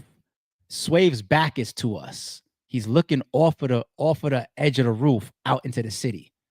And he's got his henchmen with him. One of them is Fabio from Team Hami. Shout out to my man Five, right? And as we walk onto the roof, as we're trying to approach Swave in this boss role, this villain role, Five stops us and he pulls a gun off my hip as if he's like disarming me, like G Money and Nino Brown at the basketball court, like pat him down.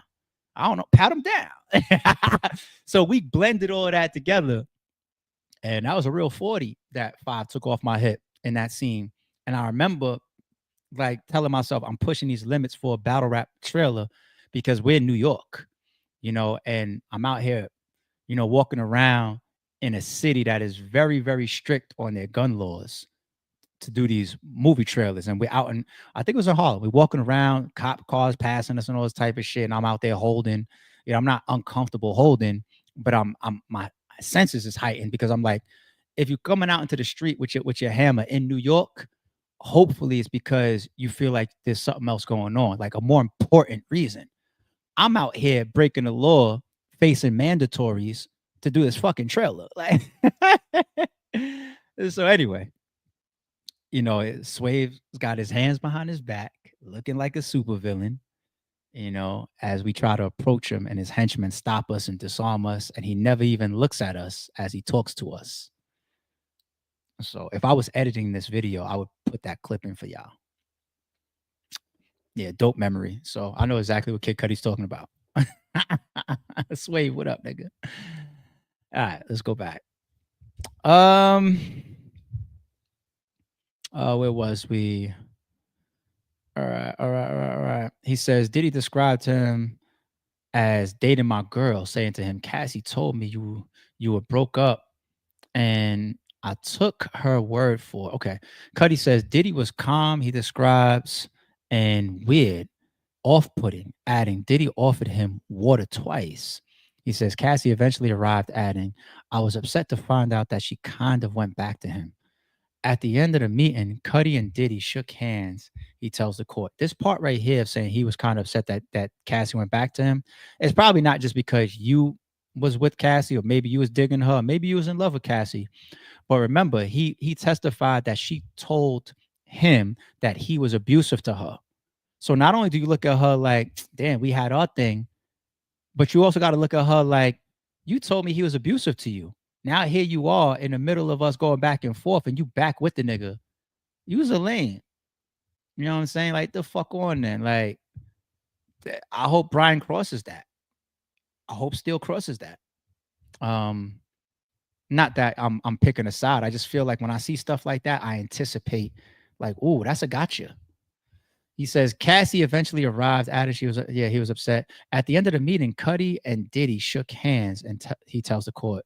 Cudi also says he asked Diddy, what are we going to do about my car? He says Diddy replied, I don't know what you're talking about. Oh, he is a gangster. Diddy is a gangster, y'all. I don't know what you're talking about. He is a gangster, y'all. All right, he is. Diddy use a gangster, B. Wow. Cudi says he saw Diddy once a few years later at Soho House with his daughter.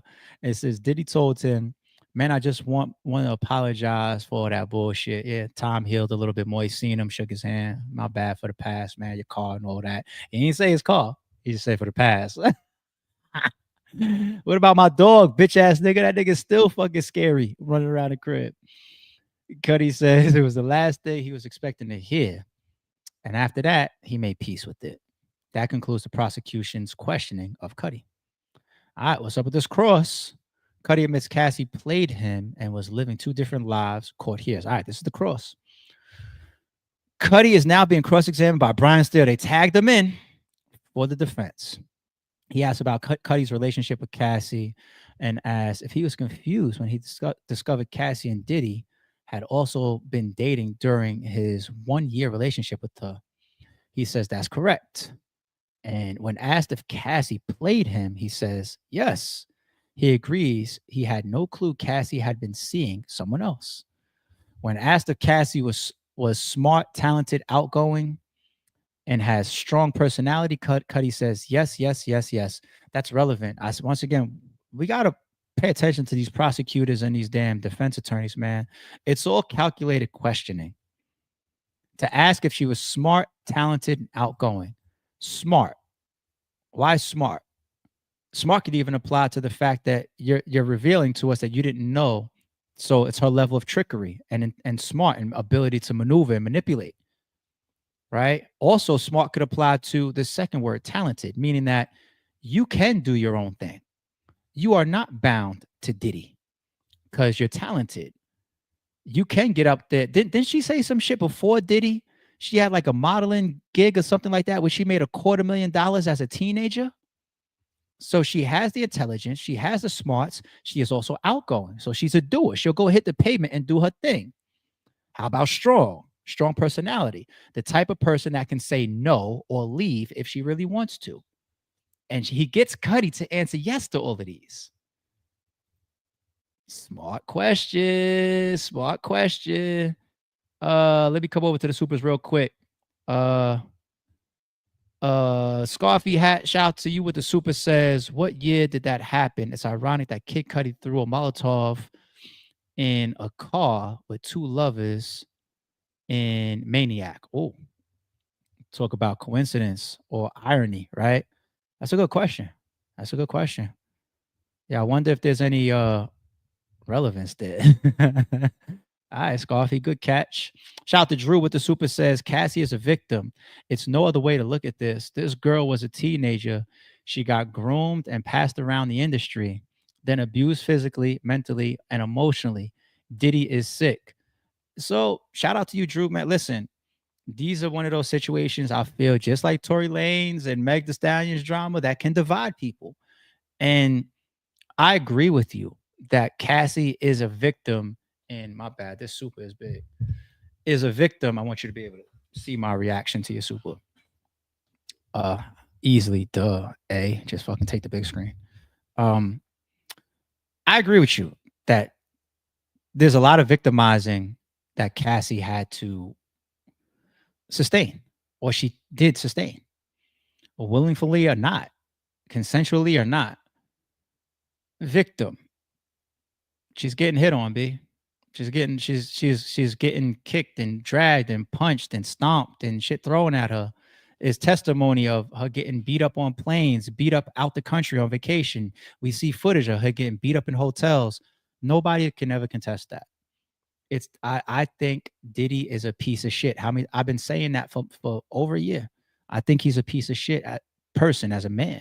I'm good on him as a man, right? But there are elements here. If you can separate that part and go from the legal standpoint, there are things here where she's not the victim of. I think there's a lot of opportunities that she stayed on route for and she was consensual about. There's a lot, just like Dawn, they asked her, they said, if you feared him, why did you come back and ask for a second contract? She's like, I don't know. There's the opportunity There's the lifestyle, there's the pros, and there's the cons. Diddy is presenting disgusting cons to being around him. A shitty boss, a shitty boyfriend. He presents disgusting cons. But we cannot act like there's no consent that's going on here. Some of it is abuse. Some of it is force. Some of it is disgusting. A lot of it is wrong. But there is some consent here. Now saying that she got groomed and passed around the industry,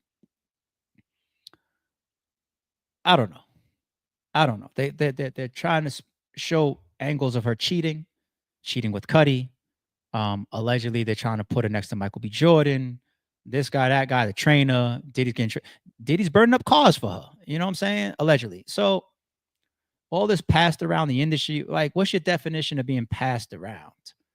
If Kid Cudi is now testifying, this was a smart woman, and Brian still got him to admit, yeah, she fooled both of us. I didn't know about this past nigga, or shit, I thought it was just me. She fooled both.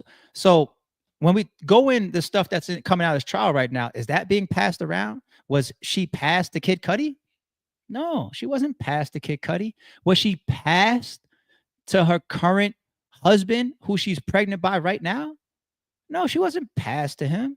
These are people that it appears, based on testimony, has gone towards behind Diddy's back. So unless you start showing me a bunch of other people that Diddy said, hey, Michael B. Jordan, here's Cassie. She's like, who was passed around more so to me? Like a superhead, allegedly. The rappers were rapping about it. They was putting each other onto it. She's got the best head out right now. Superhead was she benefited from it. She put out a book. She exposed a lot of these rappers, became famous behind it, made some money, probably, allegedly, right? But they definitely passed her around. There's a lot of industry girls that we see getting passed around, right?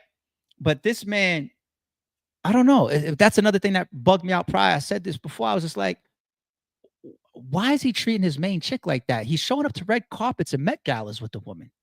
He's not hiding Cassie like some little side thing. This is his main. He's burning up cars for her. He's breaking laws for her. He's going crazy about her. He's jealous over her. He's beating the shit out of her if she takes too long at the bathroom. He's crazy over her. Literally. Allegedly. So that's not passed around the industry. Groomed, then you would say he caught her early. Some people say that about Jay-Z and Beyonce. Maybe he saw something. She already made $250,000 modeling before him. Saw this beautiful woman. Maybe he saw talent in her. Maybe saw an image in her. Signed her. Started messing with her. And there you have it. I don't know. I don't know. I will never clean up the shit that Diddy has done in this trial, or to these victims and to these people. I will never clean that up, ever. But I also can't look in the mirror and just ignore the consent. There's like 5 sides to this coin, and hopefully by the end we feel like we only got one side to interpret. So let's not take it personal towards each other, people. You know what I'm saying? Because that's what trials like this do. Somebody puts out an opinion, yo, she consented over this. People attack. You know what I'm saying? Yo, she's not a victim here. People attack. Let's not let this split us up on the Sorry Shoe podcast, people. Okay? We all agree Diddy is a piece of shit. But then there's also going to be that angle of, what about these charges, though? I'm doing my best, especially to be the spokesperson here in front of everybody, to separate the two. Piece of shit person. RICO charge for sex trafficking and criminal enterprise conspiracy. And you got witnesses like a guy that literally just did an interview on TMZ saying, she winced and she sighed. It was all consensual to me. I lived in Harlem. I didn't cross any states. Got paid well. Didn't have any problems about it. Wrote a book about it. Diddy cool in my book. You see what I'm saying? It's my responsibility to separate the two, not just for me, but for y'all, if we're going to be here talking about it. So shout out to you, Drew. Appreciate the super. Hope that's good intellectual thought about this. I hope y'all understand some of this of where I'm coming from. All right, let's get back.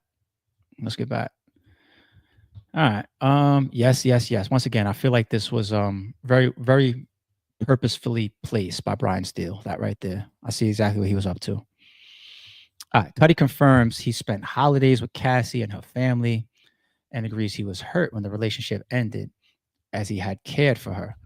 Oh. So he was getting the holidays. He's fuck around, falling in love with her or in love with her. And she's available for the holidays because Diddy got to be with the mother of his children, his kids on the holidays. Can't be with Cassie on the holidays, right? So, all right. Diddy doesn't want just his home situation, allegedly. It's like, that's my woman too, though. There's a lot of men in the world like that. I'm not justifying it. He also confirms that Cassie never told him of any sexual abuse from Diddy, and later, when it's suggested she was living two different lives, he agrees. So set him up again that she's being manipulative, she's hiding things, literally living two different lives, in quotes there. So this cross, we see what Brian Steele is up to.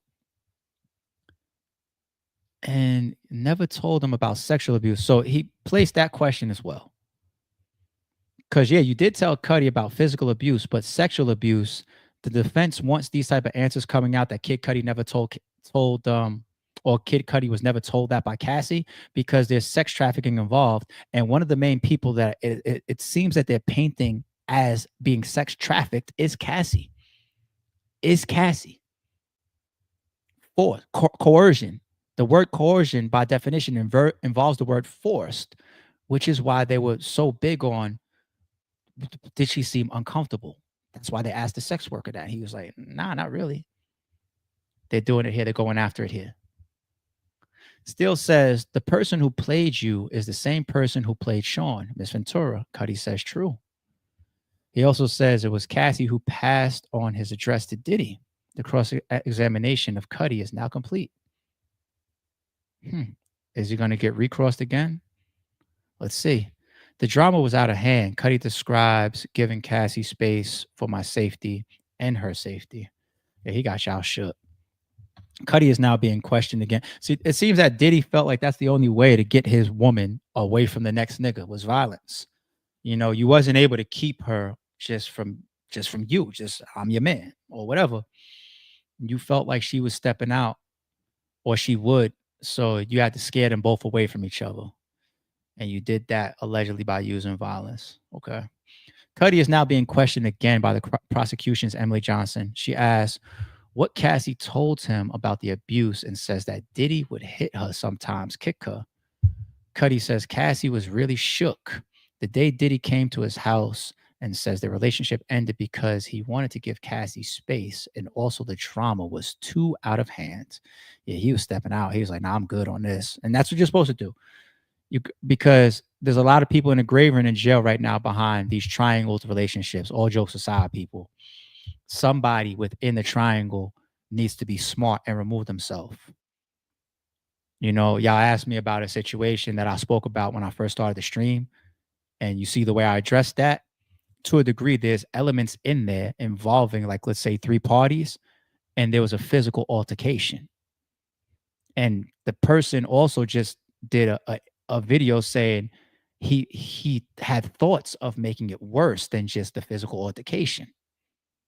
And this is what, it's not about who's tough. It's not about who's stronger. It's not about who's cooler. It's not about who has more money, about who has more popularity. Right? Rest in peace, Trouble. Is this not how Trouble lost his life? Rest in peace, Trouble. Right? The boyfriend or the ex-boyfriend, people aren't sure. He comes to the crib, you know, and Trouble ends up losing his life. You know? So sometimes it's good. I think Cudi, all jokes aside, we joking about him sometimes during the stream. People gonna be calling pussy and sometimes.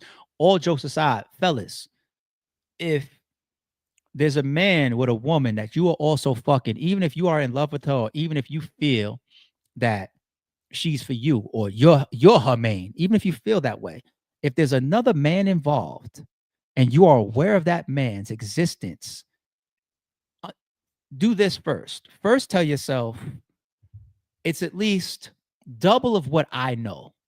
Tell yourself that first. She's not going to tell you. Unfortunately, people, it happens a million times.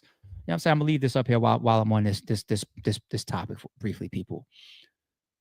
There's rest in peace, Trouble. Shout out to the chat. There's rarely. I just don't believe that. If somebody's gonna step out on you or they're gonna have other situations, then that's not an honest person. So she's not gonna come to you and tell you, you know, everything you want to hear. In regards to she's gonna leave certain details out. She's gonna lie about certain things. This man just testified that Cassie manipulated both of them. Okay, but if you are aware of this other guy's existence, fellas, double it what you know, double what she's telling you. She's, oh, that's just a friend. Add more to it. If your spider senses are tingling, believe, as much as you want to trust your lady, if your spider senses are tingling, then try to figure out if there's more for you to know that might put you in jeopardy. Because fast forward, rest in peace, Trouble, or your car getting burnt up allegedly. You know what I'm saying? And Cudi is really doing the right thing from what we're reading here. I'm not mad at him at all, man. I got to remove the jokes for a second. This nigga broke into my house, got my dogs scared, locked up in the bathroom. There goes a joke. My car burnt up. This nigga's powerful. He's violent. He's beating on his woman from what she's telling me, allegedly. Y'all got it, man. I'm going to go over here. Cassie is not the last woman in the world, man. I'm going to remove myself. Break it off with her. Yeah. Yeah. That's one thing that should make a lot of men scared. Especially if it's Oppie. Especially if it's Oppie. Like let's say, you know, I'm 50 Cent, right? Do you really want to be sleeping with a girl that is cool with Ja Rule? She could tell you whatever, but when she's with Ja Rule, is there anything that's being shared over there? Are you telling this person anything personal about me? The last thing I want anything personal about me in the hands of is somebody I don't rock with, I don't get along with. You know what I'm saying? So people will do that too. They have you in the middle with Oppie shit. Not just like, oh, some third party man I never knew. I'm just finding out that he's taking down my woman too. Sometimes it be people that got history, like him of all people. Like, you gonna put me in a situation with him or with my family or with my neighbor or, or with somebody I know, all the niggas in the world, you gonna go there? I know the way a nigga live was whack. You don't get a nigga back like that. You know what I'm saying? All right. But yes, fellas, ladies too. It's not worth it. Remove yourself because these situations often end up deadly. Often end up deadly. Okay. He also asked why he wanted to give Cassie space, and he says it was getting out of hand. Okay. Cudi says the reason he was concerned about safety was that he knew Diddy was violent. There you go. He also elaborates on his discussion with Diddy after the car fire and says when Diddy told him he didn't know what he was talking about when he asked specifically about the car, he believed that he was lying. Okay. Cudi's time on the stand is now over and he leaves the courtroom. All right. So that's wrapping up for Cudi. So we're not getting the defense recrossing again. They probably got everything they needed. I think Cudi's testimony in general is a big point in this trial. So I think Cassie's was obviously star witness. I think Cassie's best friend was definitely going to weigh a factor. Cudi's is weighing a factor here. We was all waiting for this celebrity name and one of the exes to get up there. And if it would have fell flat and nothing would have been relevant, but nah, there's important shit that has come out of his testimony. There's a lot of important shit. Wow. I feel like the sex workers one is important too. The guy Hayes. His is important too. These assistants, I'm in the middle about. You know, they could tip the needle here and there, maybe. So far, some of the stuff that we've seen, maybe one of them testifying about when they pulled up on a burger spot behind the Suge Knight situation, but nothing happened. So there's some stuff with the assistants, but that's my top 4 so far as importance to guilty, not guilty. All right, so we're done with Kid Cudi. Done with Kid Cudi. Judge warns defense over sexual line of questioning with jury while they're out for lunch. Okay. In pictures, Kid Cudi leaves the court after testifying. He came casual as shit, didn't he? A t-shirt underneath a jacket. That man came casual as shit. He said, man, listen, it ain't about me. Court resumes. All right, makeup artist worked with Rihanna and J-Lo. Let's skim this. Celebrity makeup artist Myla Morales tells the court she worked for Diddy. Okay. Is this her? Oh no, this is a picture of Rihanna. I'm about to say she looks like Rihanna. Yeah. I guess it's her work during her work on Rihanna. I was about to say, damn, damn, she like Rihanna. I was about to say, what the fuck? I know why you hired her.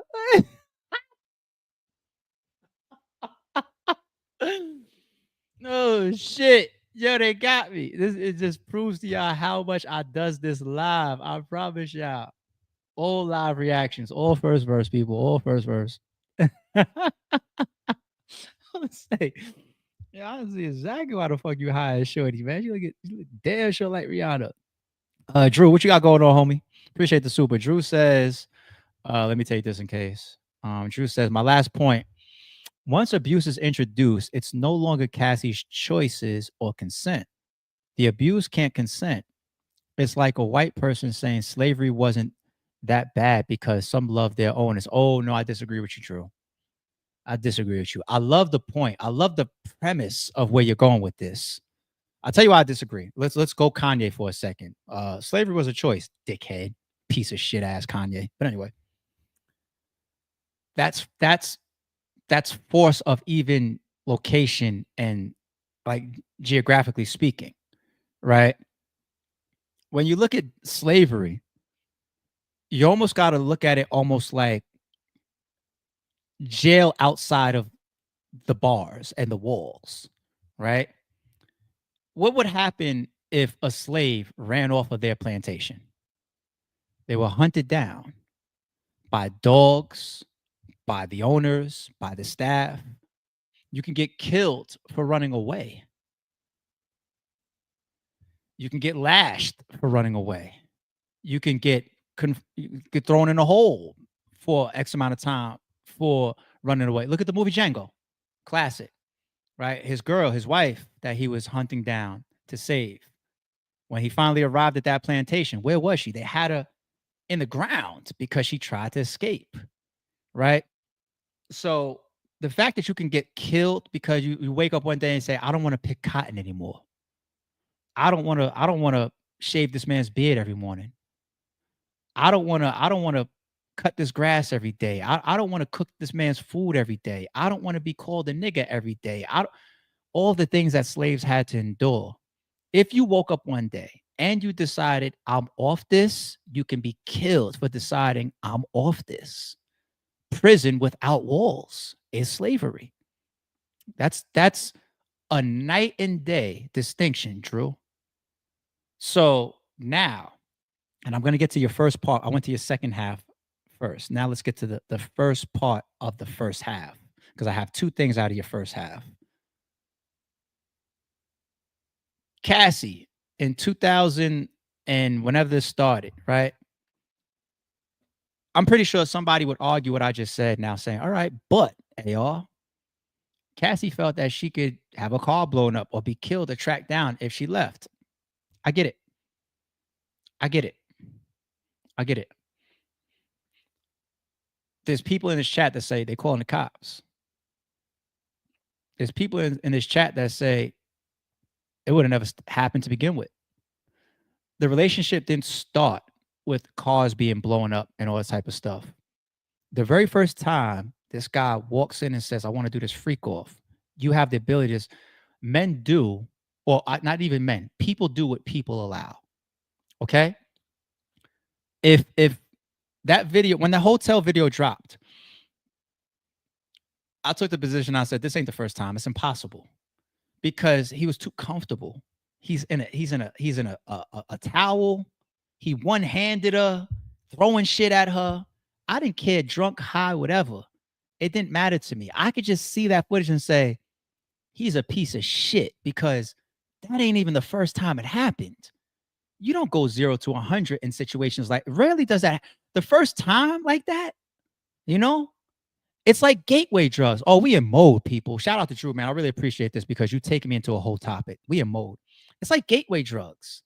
You know, like people don't think that the first time you do drugs, you went straight to a needle in your arm for heroin. They feel like you're drinking and weed and then maybe a pill. You like gateway. Same thing with abuse sometimes, right? You know, the first time it's like, don't make me fuck you up. It's like, damn, he never said that to me before. He got away with it too. Y'all went back to being normal. Flinched. You saw a super from yesterday's chat. Miss Abby put a super in the chat, said she broke up with her boyfriend because he flinched her. He didn't even get a chance to hit her. And she's gone. Shout out to one of our chat, Miss Abby from yesterday's stream. He flinched her and she left the relationship. Okay. Next time could be not a flinch, slap the shit out, went across her face. You still here? We still good? We still flying to Vegas? We still on the red carpet tomorrow? After the freak off last night and all that? Bet. You're going to keep pushing the boundary. Next thing you know, you're getting dragged, you're getting hit, you're getting slapped. You think the first time Diddy hit her, it was in front of people? No. He realized the type of shit he could get away with, and the people people do what people allow. And I gotta hold down the type of the people that's also in the chat, because you're not really saying anything wrong here. The slavery one, we got to get that out of here. We got to. But there are people in the chat that are scared to leave. I mean, I don't know about the chat, but there are people in the world that are scared to leave. And I respect that. I do. But there's a ton of people that live by that wish. Like, I wish nobody could even get a chance to flinch me, like Abby. Like, nigga, what? Let alone 11 years of getting hit on? It's not happening. It's not happening, which is why the defense is trying to paint these pictures of, like you said, we saw the stream with the glam shots. Why did they put that into the evidence? They're trying to show that despite the bad, Cassie still wants to be there. She's pulling a Dawn. You testify you fear this man. So why did you come back for a second contract? Dawn answers, I don't know. So the same way we got to say, yo, there's people in this world where they feel trapped and they scared. We also got to say that there's people in this world, they're not going. There's no fear factor with them. It's like, oh, I'm here because I'm scared. That's not, we got, those people are here too. We got to respect both of them. So that's what the argument and the prosecution and defense is going to do. They're going to try to figure out and paint the picture of, was it trafficking? Was it fear? Was it like, no, she's going back and forth, cheating with the trainer and Cudi? Was it that she was young and impressionable? Was it that, no, she's getting all these opportunities now to put out music? You know, like, that's what they're trying to do, side to side, right? So now, my last point, once abuse is introduced, it's no longer Cassie's choice of consent. So let's get into that line specifically, and then we'll close this out. Definitely isn't consenting to be abused. Nobody, no real man is going to get on camera like me and say, like I am, and say some stupid shit like, hopefully. No, Cassie wanted to be hit. Shut up. No, I'll never take that position. I don't believe that she consented to being hit. That's not when we say consent, that's not what the world is talking about. They're talking about the overall. I'm taking the good with the bad. Yeah, I got a UTI, right? But after this freak off, tomorrow is my movie premiere. See what I'm saying? See what I'm saying? So taking the good with the bad of what comes with being with Diddy. Same thing with these assistants. Yeah, he might have screamed. Yeah, he might have been this type of person. But shit, he's going to help me get into the fashion, close to my fashion dreams. Or shit, I'm getting paid. You know what I'm saying? I like this check. The good with the bad. Some of y'all is taking good with the bad right now with a manager or a boss that y'all don't like. It's not this extreme like Diddy. Y'all not getting hit on. But the point still carries. The point still carries. Good with the bad. So saying the first time, the choice or consent after that, if you want to hone in on the abuse, then you would say consent comes in the form of allowing. I'm not victim blaming. This is not Cassie's fault. Anytime this piece of shit put hands on her, I got to make this clear for anybody that don't know who I am. I got to make it clear. I got to make it clear, right? I get it. But if you are to allow this man to put his hands on you, and he's there to be able to do it for you for the next 10 fucking years, 8, 9 years, allegedly, the form of consent that people are talking about isn't, yes, Diddy, I'm allowing you to hit me. It's not that. It's the, you slapped me yesterday and I'm here tomorrow smiling with you on the red carpet. That is a form of consent. That's real life. That's a form of consent. Not literal consent. It's a form of consent. People do what people allow. If I let you take it, you know what I'm saying? Like, I'm not stopping you. And I don't want people to reach and be like, oh, what's she supposed to do? Fight this man back, this physical, this violent, big. I'm not saying that. So many people might fuck up my words and not understand the context of what I'm saying here. The consent comes with the accepting of the good with the bad. It does not justify Diddy's actions. But the moment he does that, even for the first time, if you stay there for 10 more years, what are we left to decipher? All fear? All fear. There is fear there. But there's also the video that comes out of them on the resort. Like, it's a great old time. You're not always there out of fear. You're not always cheating out of fear either. You're not always accepting gifts out of fear. You're not always putting out albums and going to movie premieres out of fear. You know, piece of shit person. Put her in a very bad spot. But saying that there's no consent, I think would be naive of me at this point with these testimonies as well. Saying that there's no consent happening in any of this, I think would be a little naive, homie. But shout out to Drew, man. You just sparked some great conversation. Yeah. The mind is a tricky thing. You see what I'm giving. I gave you black and white for the slavery shit. I'm not going for that, Drew. It's not the same. I hope you understood what I broke down there. That first half of your shit, I did give you some gray, to be fair. There is some gray that I just gave you, but the moment that you accept the fact that there's some gray there is the moment that you understand that there's two sides to this coin.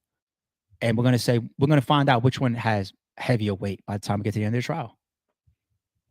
Period. It says, I want to know what Diddy learned this behavior. I'm trying to see if I see anything with Drew in here that's not a super, because if you had a follow-up to it, I definitely would still bring it up, homie. Appreciate you.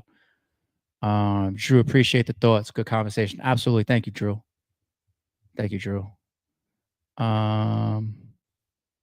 Oh, this is Drew's response. Okay. Thank you, ARP. You made great points. I appreciate you, homie. Great conversation from you. I respect my my chat. Unless I'm disrespected. There was nothing disrespectful you said to me, so we're just gonna have an adult conversation. I appreciate you. We don't have to agree. It's just about being respectful to each other. All right, let's get back to Diddy hiring Rihanna as his makeup artist.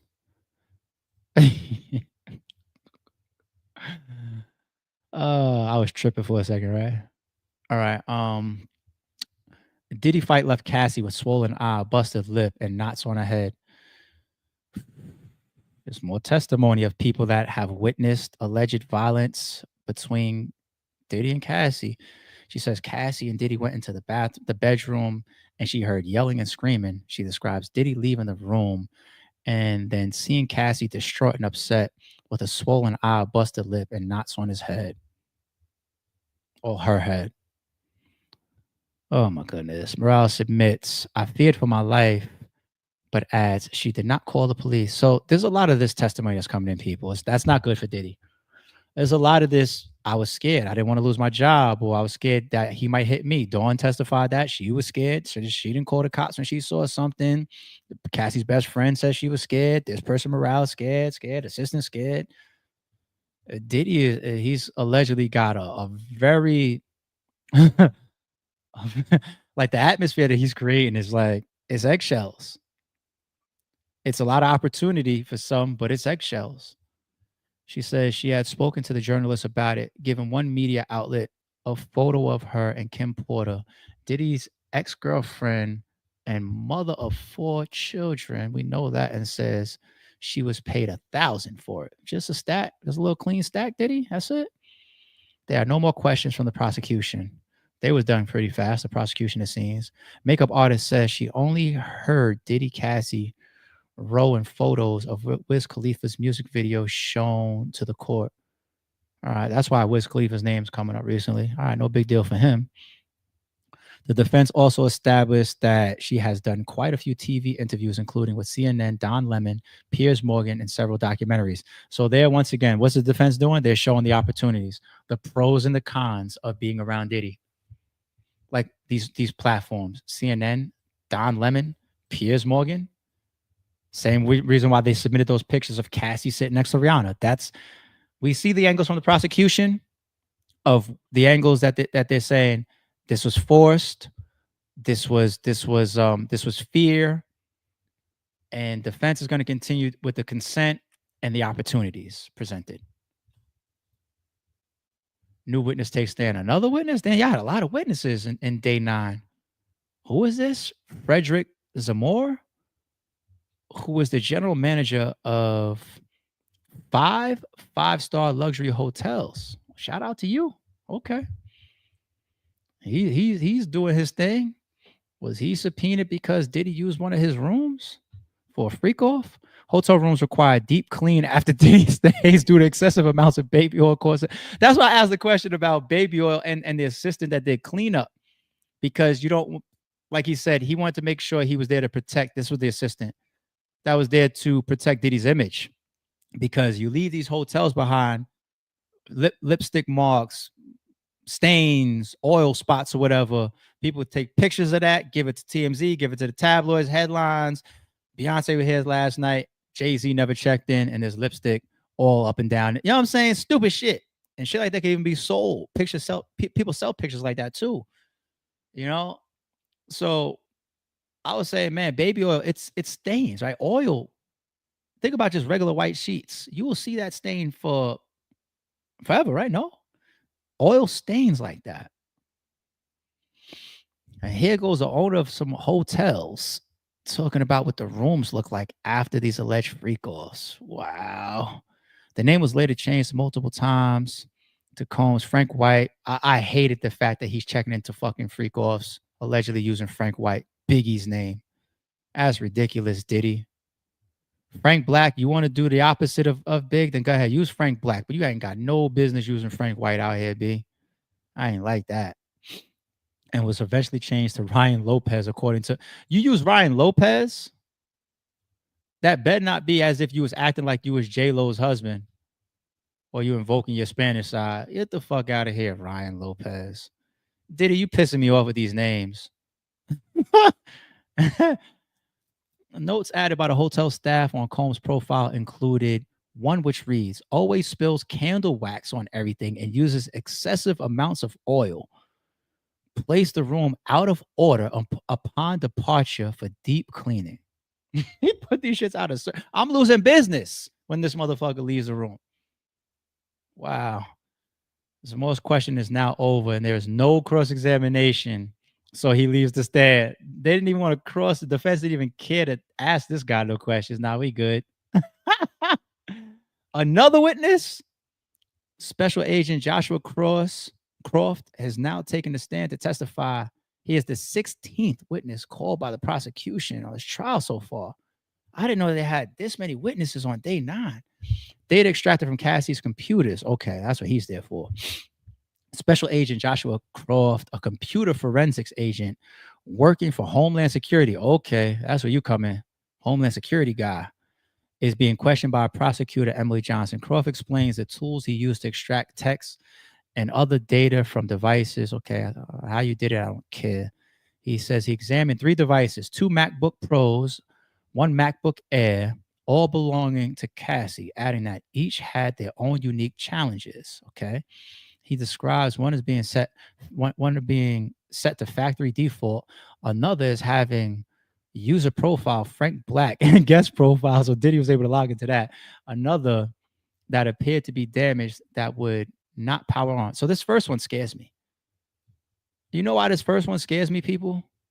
Because he's not saying, he's saying all belonging to Cassie, adding that each had their own unique challenges. Challenges.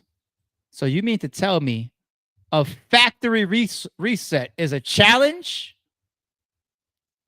That scares me. Not have nothing to do with this fucking trial. When I go upgrade my cell phone, what do we do before we walk out the store? We make sure that we factory reset it so nobody at the store can go into the back and get on my phone and get anything out of my private shit.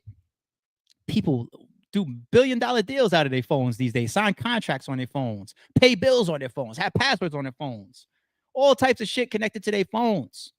You trying to tell me that this laptop was factory reset, but Homeland Security still has a way to just turn that into a challenge? Careful with y'all shit, people. I'll tell y'all this. I probably still have at least 4 of my last cell phones. I even posted on my Instagram one of my Nextel chirps. People like, damn, you got that throwback? I kept it. I don't know why I kept it. I don't know what's in the phone book or nothing crazy, but see shit like this, man. And I know when you upgrade and you turn in your phone, not everybody can afford or wants to spend the money of a brand new phone because these phones be thousands of dollars these days. I'm gonna tell y'all right now, man. I ain't trading in no more phones. I ain't trading in no more phones. I don't give a fuck about a factory reset. When I'm ready to buy a new phone, I'm gonna go there. I'm gonna get my new phone, transfer the number for me. I know how to use the app to go from phone to phone as far as your data and all the apps and everything you install. This shit, I know how to use that. I'm not, y'all can't get I don't need the $500, the $300, $400 off. I'm cool. I'm keeping my phone. Factory reset is a challenge. The fuck? You see this shit? You see this shit, Philly? Nigga, Philly say he always keep his phones. The fuck? Factory reset is a challenge. Computer forensics expert John Crow. All right. I want what's on the MacBooks, man. Tell me. It's Cross. All right. Croft is asked whether witness or suspects would be asked for consent. And he said yes. Confirms Cassie gave her consent for them to be searched. Okay, yeah. You warrant, right? Or consent. His cross-examination comes to an end. And there is a brief redirection from the prosecution who asks about the computer with the profile named Frank Black. He's asked, when you saw Frank Black, did you continue? Croft says, no, we did not process that data until later when we got a warrant. Yeah, because it's 2 people. So you don't have, you got consent from Cassie, but you don't have consent from Diddy or Frank Black. With that, Croft's question is over. So hold on. So did anything come about if he found anything crazy on the MacBooks? Or is that coming later? Start so personally explaining the technical details, just saying how you got into these books. All right, court is adjourned. That's it for the day.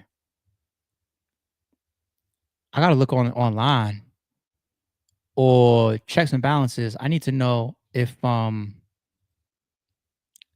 was anything that this Homeland Security agent actually got off the laptops that is important. We don't say anything other than how he got into them or whatever. All right. So we got more topics today, people. Before we move on, how we doing with this trial? Let me come over to the super chats real quick. Hold on. Shout out to Scarfy once again. We got that one. Shout out to Drew. We got these 2, I believe. Shout out to Drew again with this one. Kay says members. Appreciate you, Kay. And I didn't see this one. Oh yeah, once again, shout out to our member Kay. Shouting out the members, of course. All right, what do we got here? Appreciate the super homie. Enter the mind of a madman. I don't know if you're gonna be a credible question in this podcast with a name like that. All right. I'll follow your point of consent by accepting good with the bad, which is a form of consent, I'm saying. Right? Not literal consent of yes and no, of course. What lifestyle would you need to see to accept a person made their decision to stay for 10 years due to fear, if one exists for you? So that's what's being painted by Cassie's lifestyle. That's why the defense came and filed the exhibits of her glamour shots. I'm not gonna pull it back up. We did it earlier in the stream, but all her modeling pictures, her sitting next to stars, super A-lister billionaires like Rihanna, the type of access that she has, the type of lavish lifestyle, the houses, the cars, the jewelry, the money, the other celebrities that you're around, the parties, the exclusivity, the Met Galas, the Grammys, the Oscars, the lavish vacations and 10-star hotels and resorts and all that type of stuff.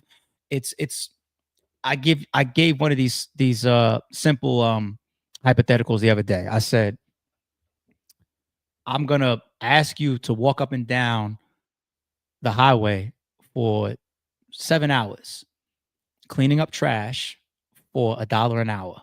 Nobody in this chat is going to accept that offer from me. If I said that same trash, I want you to walk up and down the highway and clean for $10,000 an hour, I'm going to get a lot of votes. A lot of people are going to say, shit, I did that for free for community service. I did. It wasn't the highway though. It was like it was a baseball park that had to do a community service at one time. Right. But right. So things change. I could call one of my boys right now on the phone. I could pick anybody in my phone that would pick up and I say, yo, come to my crib right now, son. I want you to close out my podcast with me. They're gonna be like, no, I'm busy. I got shit going on. I'm at work. I'm with my family. I'm taking the kids to school or whatever. They're gonna be like, no. I made the same call and I say, I'm gonna give you $100,000 right now to just close out the end of the stream. All my friends will be here within 30 minutes, or people that live close enough to me, they'll be right here on stream with me.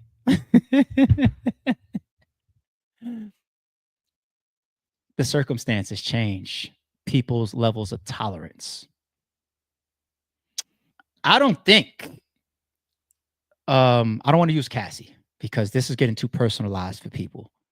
I don't think that there's a lot of women in the world that are very unhappy, deciding that they are unhappy, have the willingness to actually leave their relationship and still stay when there is nothing at all to gain. Okay? You got relationships that say, man, we got kids, we're going to stay. Or, damn, we got to lose this lifestyle because we both got this mansion together. Or he's the breadwinner. I got to go back to this. If it's all these circumstances that make people second guess some of the decisions, take good with bad. Yeah, he screams at me and I accept that, but he's a great father. You know what I'm saying? Yeah, she don't fuck me the way that she used to ever since we got married, but she's a great mother. You know, it's circumstantial sometimes. I feel like to get unconditional love, normally that be with kids. Everything else be circumstantial and sometimes opportunistic. What I mean by circumstantial outside of kids, how many times I use a reference of Jeffrey Dahmer? They found the acid bat in his apartment with bodies and skeletons. His father was still right there with them in court. Right? Didn't matter. Didn't matter. Diddy right now, they're saying the most heinous things about him in this trial. He's done this to this woman, this to that woman, this to this person, treated everybody this, and his family is still right there. Support his kids are still there. His kids, ask kids right now, you still love your father? Fuck yeah. You want your father to come home? Fuck yeah. You still want to be with your father? Fuck yeah. Still support your father? Fuck yeah.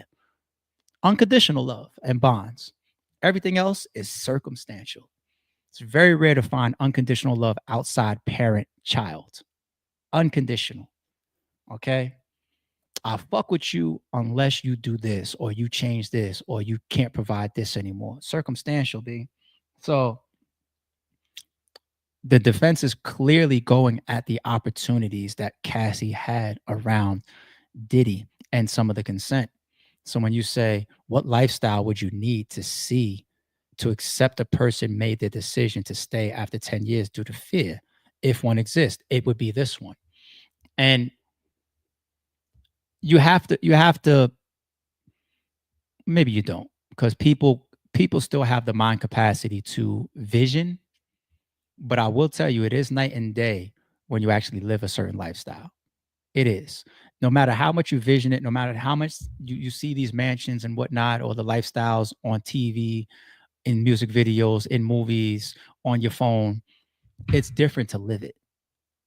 If you live it and you see the lifestyle and you understand what it is to be well off or live in a mansion or live in a lavish community, and it's so different than just being able to see it or hear it, to actually be in it. Different ball game. So the lifestyle that the some of us could never understand what it's like, not having to stand on to go through these commercial airports like that. Instead, just walk up to your private jet. Some of these people, they just like, like I said, I got 3 back-to-back vacations coming up. I got TSA, but I get the short line. I invested in that. I paid for that. You know what I'm saying? Because I travel a bunch, but I'm still walking in and out of these regular commercial. I did a stream like last month. I had a trip out the country, and I was bringing back some souvenirs, and I showed the screenshot from the guy that worked in the airport. I got into an argument over with somebody that was like, this liquid can't come on board on the plane. And I was like, I get the rules, but I bought that at the souvenir shop that's right there in the airport. So you're not going to tell me I'm just throwing this out. It's either you're going to pay for it, give me my money back, or you're going to let me through. And we got into an argument. The manager came over, he held me down. He knew he knew me. He was like, man, not everybody knows RB is so good. He like made a little sarcastic remark, and we laughed about it. He held me down. Then he tweeted me, and I brought the tweet up here, and I shouted him out again on stream. Right. Point being, on my little trips, I'm in and out of these commercial airports dealing with shit like that. Motherfuckers harassing me because I bought a little desk souvenir, and it's like, no, you can't come through with this. The Diddies of the world look at me and go, ew, ew. You got to go through baggage claim. The Diddies and the Rihannas of these type of lifestyle, they look at me like, ew, you had to argue over if you could bring a souvenir on the plane. Nigga, I got my guns, my drugs, my everything on my plane. Ew, commercial. Ew. And it's not even first class you flew. Ew. I've always been the guy that says I'm not the captain of the yacht, but I'm on a boat. You know what I'm saying? Yeah, it wasn't first class when I went to Turks, but yeah, I lived it up in Turks though. I had a great time in Turks and Caicos, bitch. I don't give a fuck. I'm humble. I was there though. I'm not the captain of the yacht, but I'm on the boat, bitch. You ain't gonna convince a nigga like me. If you ain't number one, you ain't nothing. No, I have no problem being Allen Iverson. You could be Kobe, you could be Jordan. If I'm Allen Iverson, I'm happy. I'm humble. I don't need yours. I got mine. Get it? But ew, Delta? Delta? Yeah, Delta is dope. We commercial flyers, we think we stunting by only flying JetBlue and Delta. We like what? Spirit? Ew. You see how everybody does it. Me, I'm like Spirit. I wish I would get on Spirit. Or that other shit. What's the green one? The Frontier. Frontier Spirit. Ew. You book me Delta, you better refund that. Put me on Delta with my little screen and my extra leg room, and I need the upgrade if it ain't too expensive. And if it's really cheap, I need the first class. Yeah. They looking at me like I'm a peon up there. It's a different lifestyle, B. Different lifestyle. It's the type of lifestyle that'll jade you, it'll cloud you, and it's not easy to go back from. It's not easy. Why do you think you got things like alimony and whatnot? It's like people have these certain lifestyles, and then they go to the courts after they split and say, I'm used to living in a mansion. I need $10,000 a month now because that's what I'm used to. You see this shit, V? It all connects, man. So I'm very, very open-minded to and understanding and experienced in certain lifestyles that make you feel like this is where I want to operate and where I want to stay. And it's very hard to go backwards, you know? So shout out to Enter the Mind of a Madman. We building a lot in today's stream, huh? What do we got here? Shout out to Drew again. Says, what type of life do you see Diddy having after this trial if found not guilty? So he's gonna have to deal with a lot of civil lawsuits. You can protect some of your assets by filing bankruptcy. Rick Ross did that when he lost a lawsuit to Rick Ross's baby mother, right? He filed bankruptcy. Did anybody ever think that 50 was broke? While he was filing bankruptcy, he was posting pictures on Instagram spelling out his name with what, thousands, tens of thousands of dollars and whatnot, trolling.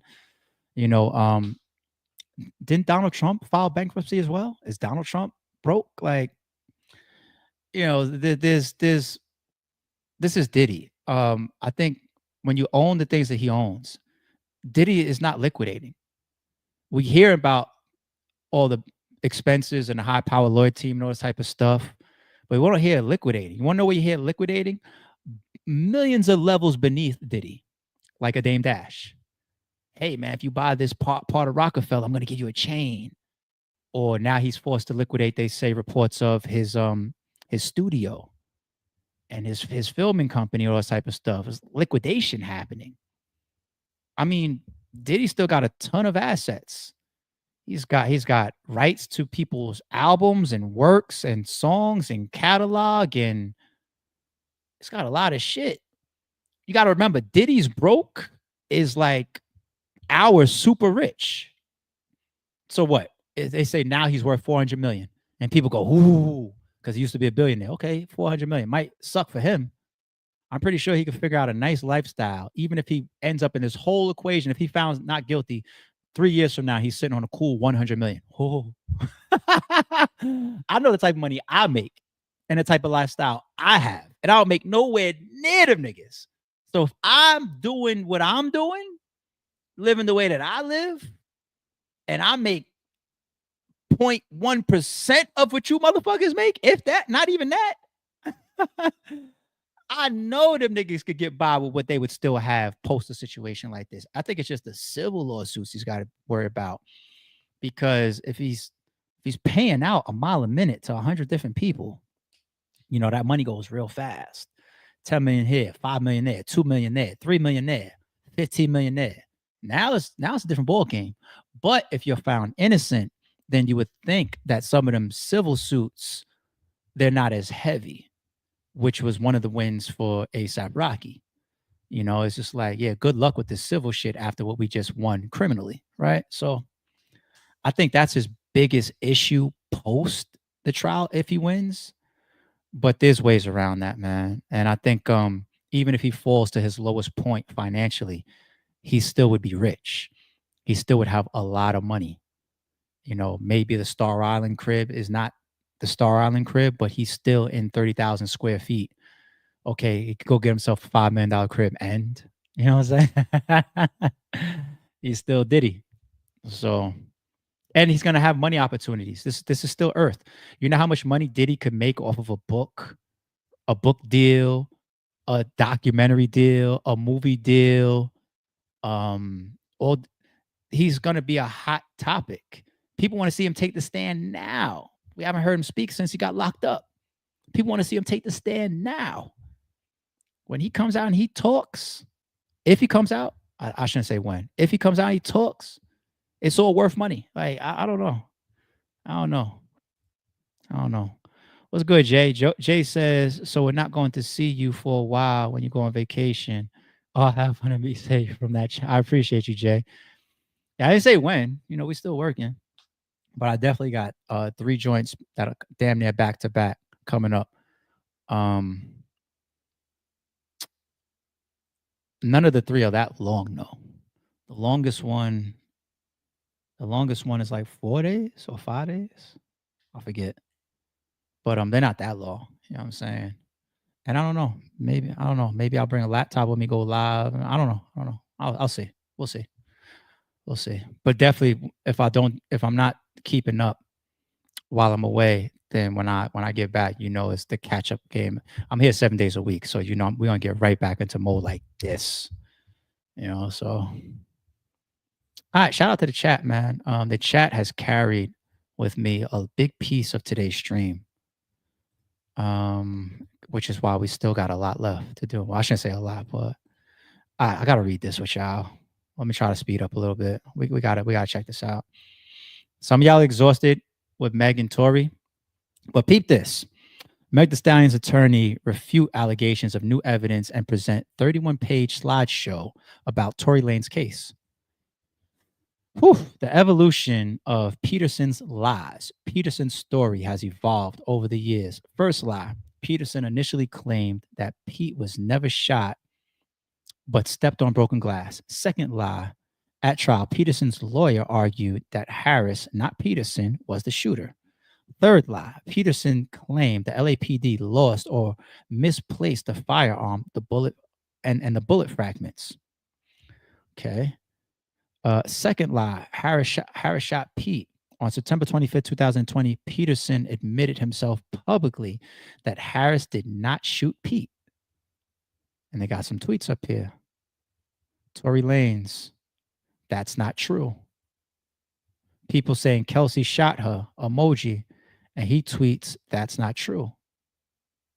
Somebody went and grabbed this screenshot from 115 weeks ago. Tory, this shit should have been deleted. Look. Wow. Okay. Yeah, that's your words, Tory. That's your tweet. First lie, allegedly. First lie, Pete stepped on glass, not shot. Dr. Lee Haruno of Cedars-Sinai Medical Center's orthopedic surgery department testified that surgery was necessary to remove bullet fragments from Miss Pete's foot. Some of this in the background is too small for me to see. It's probably the medical stuff, surgery stuff. Okay. Pre-operative diagnosis, gunshot wound, bilateral lower extremity, post-operative diagnosis, procedures performed. And these are the procedures. Okay. Third lie, the LAPD lost or misplaced the gun and the bullet fragments. So this looks like it's documentation out of the courts here. Peterson claimed the LAPD lost or misplaced the firearm and the bullet fragments. Truth, the firearm magazine, bullet casings, and bullet fragments remain in LAPD custody. Okay. Harris's September 14, 2022 interview with prosecutors. On September 14, 2022, Harris, in the presence of her attorney and husband, participated in a recorded interview with prosecutors and an investigator. Harris admitted to prosecutors that she witnessed Peterson shooting the gun, definitely in Miss Pete's direction. Harris confirmed Peterson offered her and Pete how much? $1 million to stay silent. That's what she put on the record during her testimony or during her interview. Unsworn rumors being spread as fact. So these are the rumors that they're saying. Bradley James, allegedly a former bodyguard of Harris, claimed overhearing Harris admit to shooting the firearm. So I did say it the other day. This press conference came out and the world blew up and everybody starts tweeting free Tory and posting free Tory. But we didn't hear that audio. Anybody can say, y'all overheard this conversation with the bodyguard. Anybody can say that. So we got to be careful. I'm not saying it's true. I'm not saying it's not true, but we got to be careful. But James was not an eyewitness to the shooting. He was not present at the scene of the crime. He's not saying that. He's saying that he overheard a conversation, but okay. Allegedly, at least as per the press conference. James has never provided sworn testimony or been subject to cross-examination. James has not publicly addressed these claims himself. Peterson's team merely alleges what James said. Despite being cited as a key source, James failed to appear at the press conference to support these allegations. So that's the unsworn rumors being spread as fact, they're saying. Ring footage. Peterson's team has recently claimed that they have obtained ring footage that supposedly exonerates Peterson. Not so. My thing is, if there's footage like that, drop it yesterday. What, this man is sitting in jail. What the fuck? Ring audio is not new. It was admitted into evidence at trial as trial exhibit number 12 and was considered by the jury. So they already have the ring for. Is it in its totality? Is there something else that you guys are saying that you have that's brand new? Once again, put it out if you have it. Unsworn rumors versus sworn rumors. Let's just go to the sworn testimony. Meg and Pete Dr. Lee. Oh, these are the actual people that testified. Okay. All right. So that they really shot the evidence, the ring footage too, right there. Later that evening, on July 12, 2020, Peterson texts Pete apologizing for shooting her. The apology text. Peterson tried to buy silence through bribes. Peterson begged Pete and Harris to keep quiet, offering each a bribe of $1 million. Okay. Second lie, Harris shot Pete. Harris' DNA was not on the gun. DNA evidence shows that DNA on the gun came from a man, not a woman. How do you DNA prove that? Is that like XY chromosome type shit? Okay. Pete initially sought to protect Peterson. Pete told police, this is Meg, that she stepped on glass because she wanted to de-escalate the situation and prevent the police from using force against Peterson. So this was at a heightened society time of police shootings and police violence towards black men. It definitely was at that time, I admit. I mean, once again, man, leave that window alone, people. Leave them windows alone. Don't try to jump out of either one of them. Either give up on this whole situation and say, I'm done with it. I'm exhausted by Meg and Tory, or go ahead and take the side and say, nah, I believe based on all these type of facts, as well as what went down at trial, that Tory is innocent, or say based on these type of facts and what happened at trial and the man being convicted, and then the audio that came out after, kind of like the apology, that Meg actually was shot by this man. Pick one. You know where I stand? Same way I said yesterday. It does feel exhausting to me. I just don't want to pick a side in it. You know, if that footage exists, come with it. Come with it. You know what I'm saying? I'm going to chill. Because at this point, I'm just like, I don't know, man. I don't know. I ain't jumping out. Nah. I don't know. All right. What else do we got? Oh, real quick. Speaking of Tory, let's just add this real fast. Tory is said to have been transferred to a different prison as he recovers from a stabbing incident. All right. So the singer is officially out of the California Correctional Institution in Tehapachi, whatever that is, that place where he nearly lost his life in a brutal stabbing. According to TMZ, Tory has since been transferred to another facility, California Men Colony or Colony? Colony? Yeah, located near St. Louis, or wherever this is. I don't even know this place. Never heard of that place before. Nearly 3 hours away. So that's good for him if so. Right? That's major beef. Like, you got stabbed 14 times in the back of your head and your back and your side and all this. And, you know, being in the same prison that it happened in is a threat within itself. So good for him, good for his family. But just another quick update I felt was worth mentioning, being that we was just speaking on Megan's story and Tory right there. All right. I really, really I enjoyed seeing this. I so enjoyed seeing this headline, people. Oh my God, I so enjoyed seeing this. Judge drops the baby from $4 million lawsuit filed by Denali, however he pronounces BM's name, brother Brandon Bills over 2022 bowling alley brawl.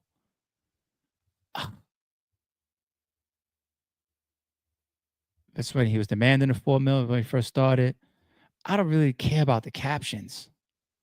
I really don't. So even when the podcast was in its infancy, I covered this topic. And I hated the fact that this man walked up on the baby in the bowling alley, provoked them before the bowling alley. Wasn't there, I'll say allegedly, wasn't there threats? If it wasn't threats, it was like, yo, we got to box, so we got to fight when we see, because the baby and his sister got their own things going on. They got their own toxic relationship at the time, whatever. Remember, they did the live together. There's a problem. They got their own issues. The family sometimes is offended. Oh, that's your girl. That's your wife. That's the mother of your children, but that's my sister or that's my daughter. So I understand that part. But he was online offering fades, wasn't he? So when I see you, we gotta do this. Why can't we fade or whatever? You was offering fades to the baby, right? So you as per the footage that I saw, he confronted the baby, and he ended up getting dragged. But the baby and other people jumped in too. And to be honest, that's how it's supposed to be. If I got the heads up that you want anything, I don't give. If you're online saying, yo, me and you need to box, you think I think that when we cross paths, you're just going to uphold yourself to everything being sanctioned? By you wanting to box me, you want to do physical harm to me. You would love to knock me out in the ring just like any, right? So if I see you, I know that one form or another, you want to hurt me. You have an issue with me. You want to inflict pain on me, right? Now, if you walk up to me, I already have that in my mind. Physical confrontation already that you're stating online. You walk up to me to confront me, I might feel the need to defend my fucking self. You know what I'm saying? So he was a gangster online as far as the things that I saw. He was tough online. He was offering fades. And then at the bowling alley, he confronted the baby.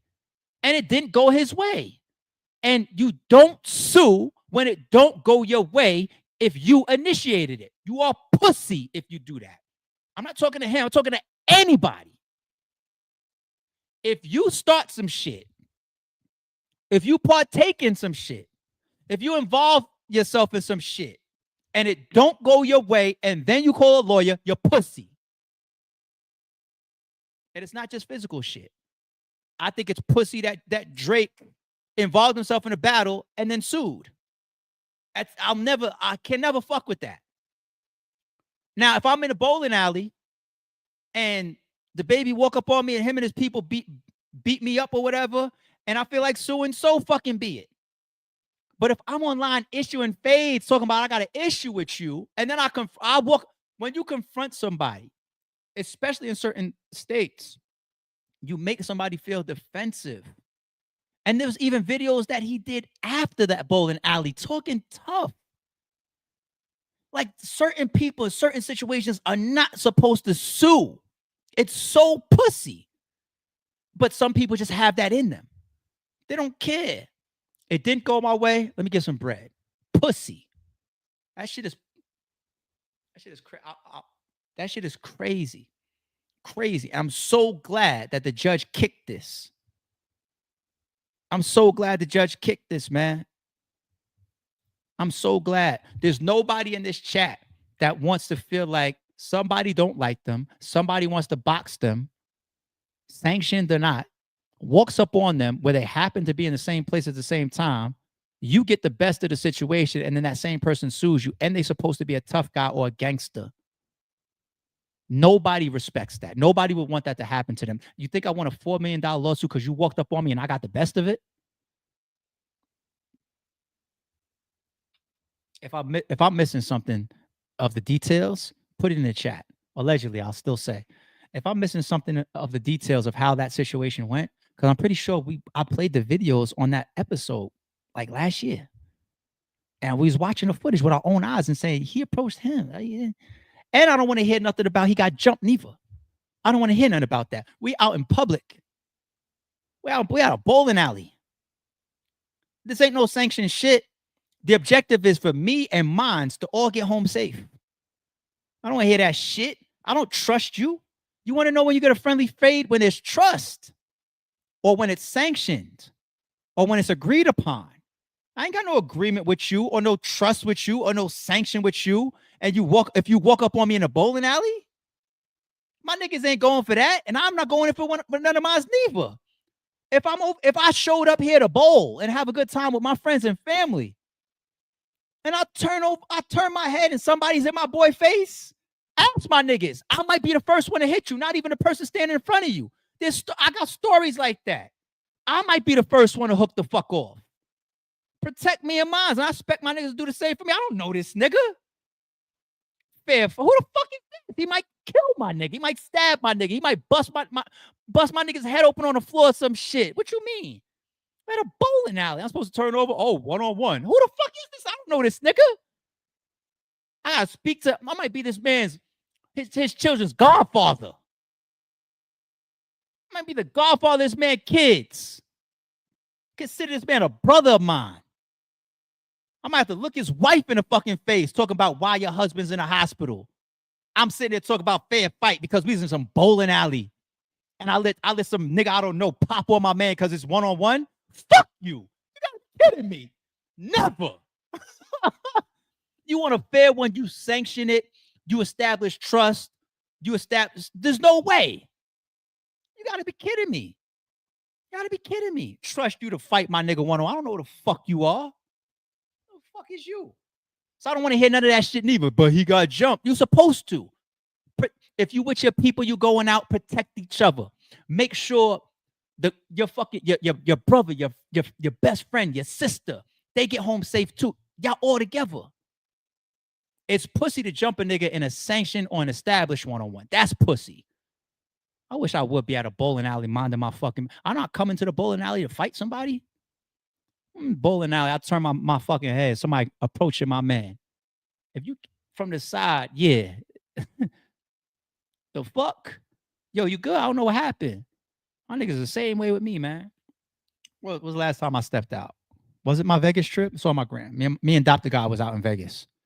Dr. God never let me have a conversation by myself. That's how he is. That's how he is. I swear to God. I'm about to see Dop and I'm about to see Dop before the end of this month. Dop, am I lying? He never let me have a conversation by myself. Ever. We were just in Vegas at Dre's. Every time we go to anytime we're in a club, he does this. If I'm having a conversation, you can't hear over the music.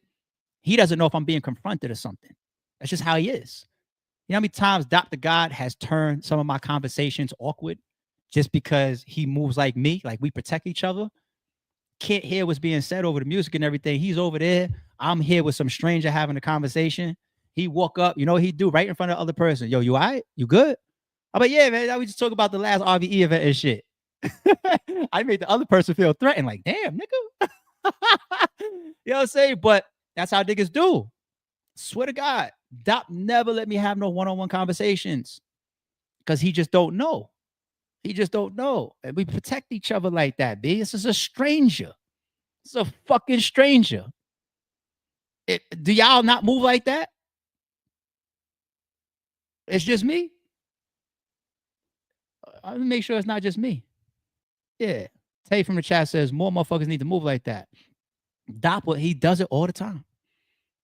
He stay embarrassing people. I'll be there showing love to supporters and shit. He walk right up in front of everybody and be like, yo, you good? I know the other person feel awkward as shit. Help you guys chest out, shoulders back on this one. I told y'all at the beginning of the stream. I don't know if some of y'all wasn't here now. I told y'all at the beginning of the stream. I couldn't wait to get to the baby shit because I was mad at it then and I'm mad at it now. This nigga really tried to sue. He really tried to sue this man after talking about we need to fight. Hell yeah. I don't know you. It's not sanctioned. It's not set up. I don't trust you. Some stranger roll up on my peoples. You getting everything that's here. Getting everything that's here. The fuck? I'm sorry.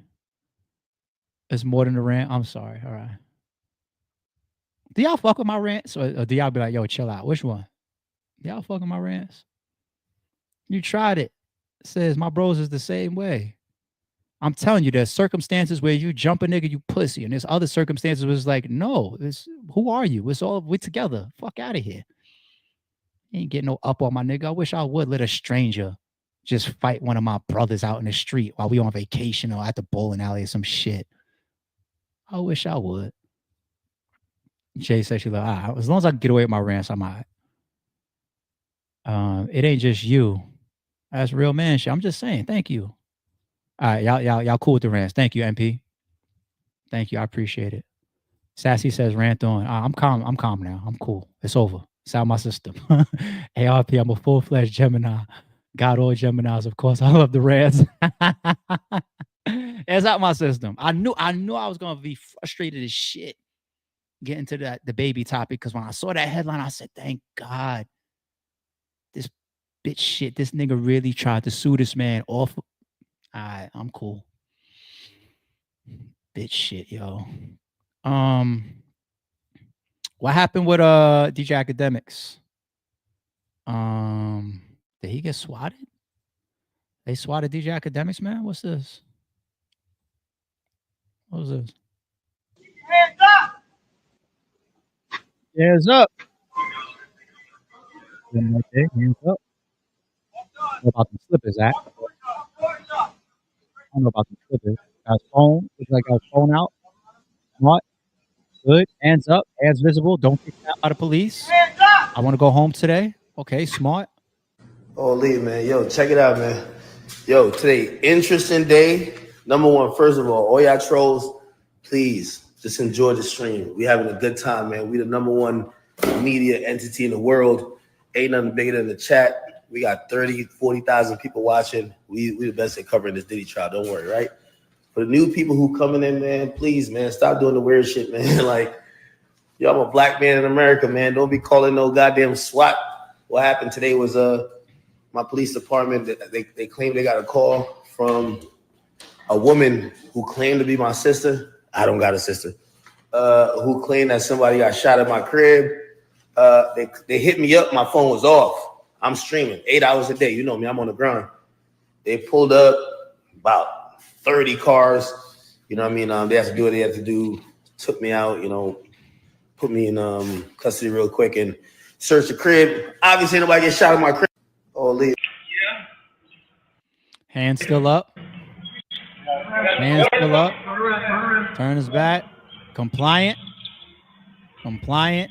Cops run up. Handcuffs. I've seen everything I need to see. Shout out to Akademiks. In this situation, you save your own life. I'm not saying that every cop is trigger happy. I'm not saying every single cop is looking for the opportunity to shoot a man or a black man down in a heartbeat. I'm not saying that. But when we're younger, we have this thing and we're taught it sometimes from our friends, our family, our older brothers, the other people in the neighborhood, the hood itself. That's the vibe. That's our culture, to be so standoffish to police. I grew up just like that, like everybody else did. You get to a certain level of maturity and you have certain experiences where you realize you can't always let certain sour apples spoil the bunch. That's how you develop prejudices and over biases and stereotypes that you live by when you're supposed to just be understanding a stereotype within society opposed to living by it, right? So I've broken out of that, luckily, because as many police encounters as I've had, you have to be a part of sparing yourself from going to jail, saving your own life. It's a nasty thing to feel like you're in the right yet you're being accused. Imagine you feel like you're at the home that you worked hard for and you paid for, and the police are outside and they want to handcuff you and put you on the ground of your own property and you didn't do nothing. That makes people lose their fucking minds. I understand it. But to actually get control of your emotions in that moment and allow the process to go through and say, y'all are in the wrong, even if you got to go through that and then sue the city. Hey, you guys took me off my stream. I was streaming the Diddy trial and I had 30,000 people in my chat. You know what I'm saying? I lost that. I want compensation for that. Even if you got to go sue the city or something for that, like I'd rather be able to be in that spot than catch different charges like resisting arrest, literally different charges that you could catch, lewdness, or worst case scenario, making a cop irate or make them fear the fact that here goes this 6'1" black man walking out the house talking about what the fuck y'all here for, and they get scared of me. You know what I'm saying? Cops are human. Sometimes people react off of fear. Shoot me or hurt me or knee in my back and I can't breathe because you scared that I might get up and wrestle you for your gun. You know, I'm avoiding all of that. And shout out Akademiks for the way this footage is showing him handling that. He protected himself. He saved his own life. You know, it's very, very important to stress this. The internet is so flimsy with stuff like this. And hey, look, Akademiks get arrested. You know, and there's a lot of things Akademiks has done that I don't fuck with. But you know, I'm always going to be real and honest and fair. Whoever I'm covering. Only person I'm probably not fair with is Kanye. And I'm even fair with some of his shit, to be honest. You know what I mean?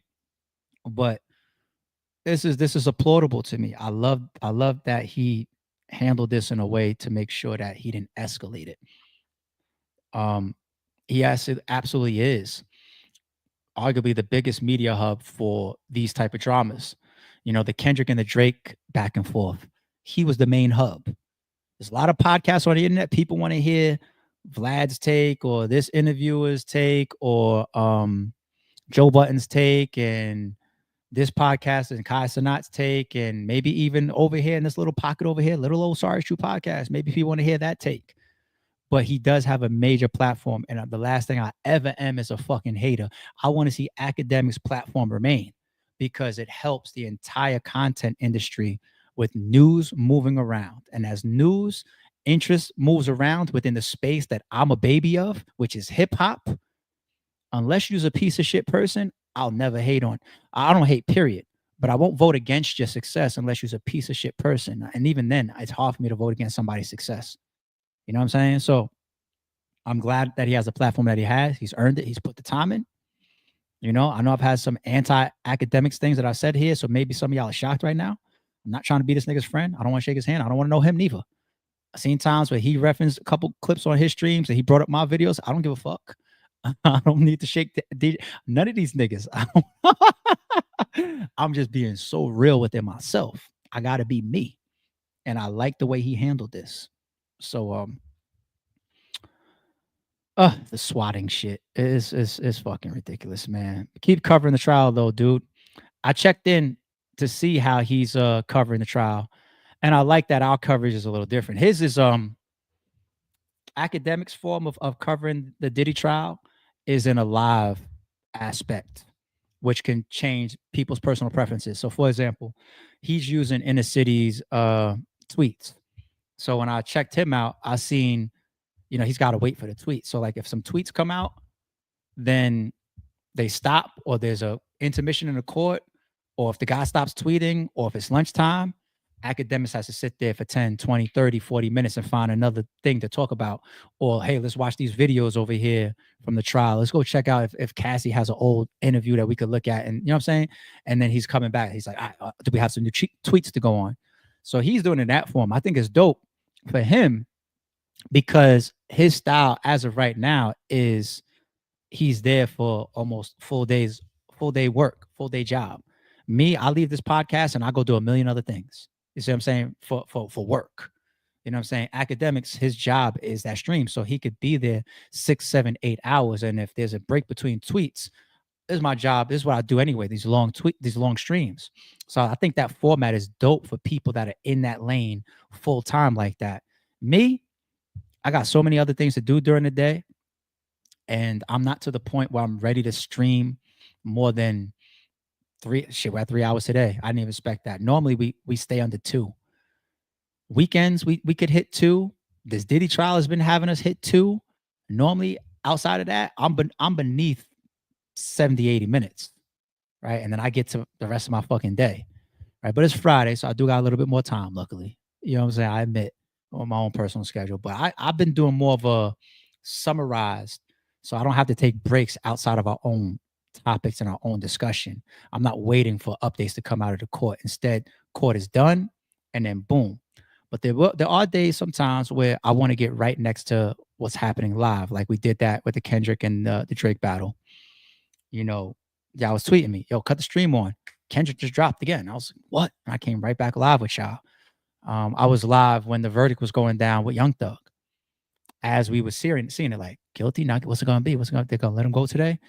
I cut the stream on for that. So there are moments where I do want to be right there with you as it unfolds. I did that the other day. Daylight and Joey Badass. They was going back and forth. You know what I'm saying? I was like, oh, let's cut the stream on. Fuck it, let's do it. So absolutely I will.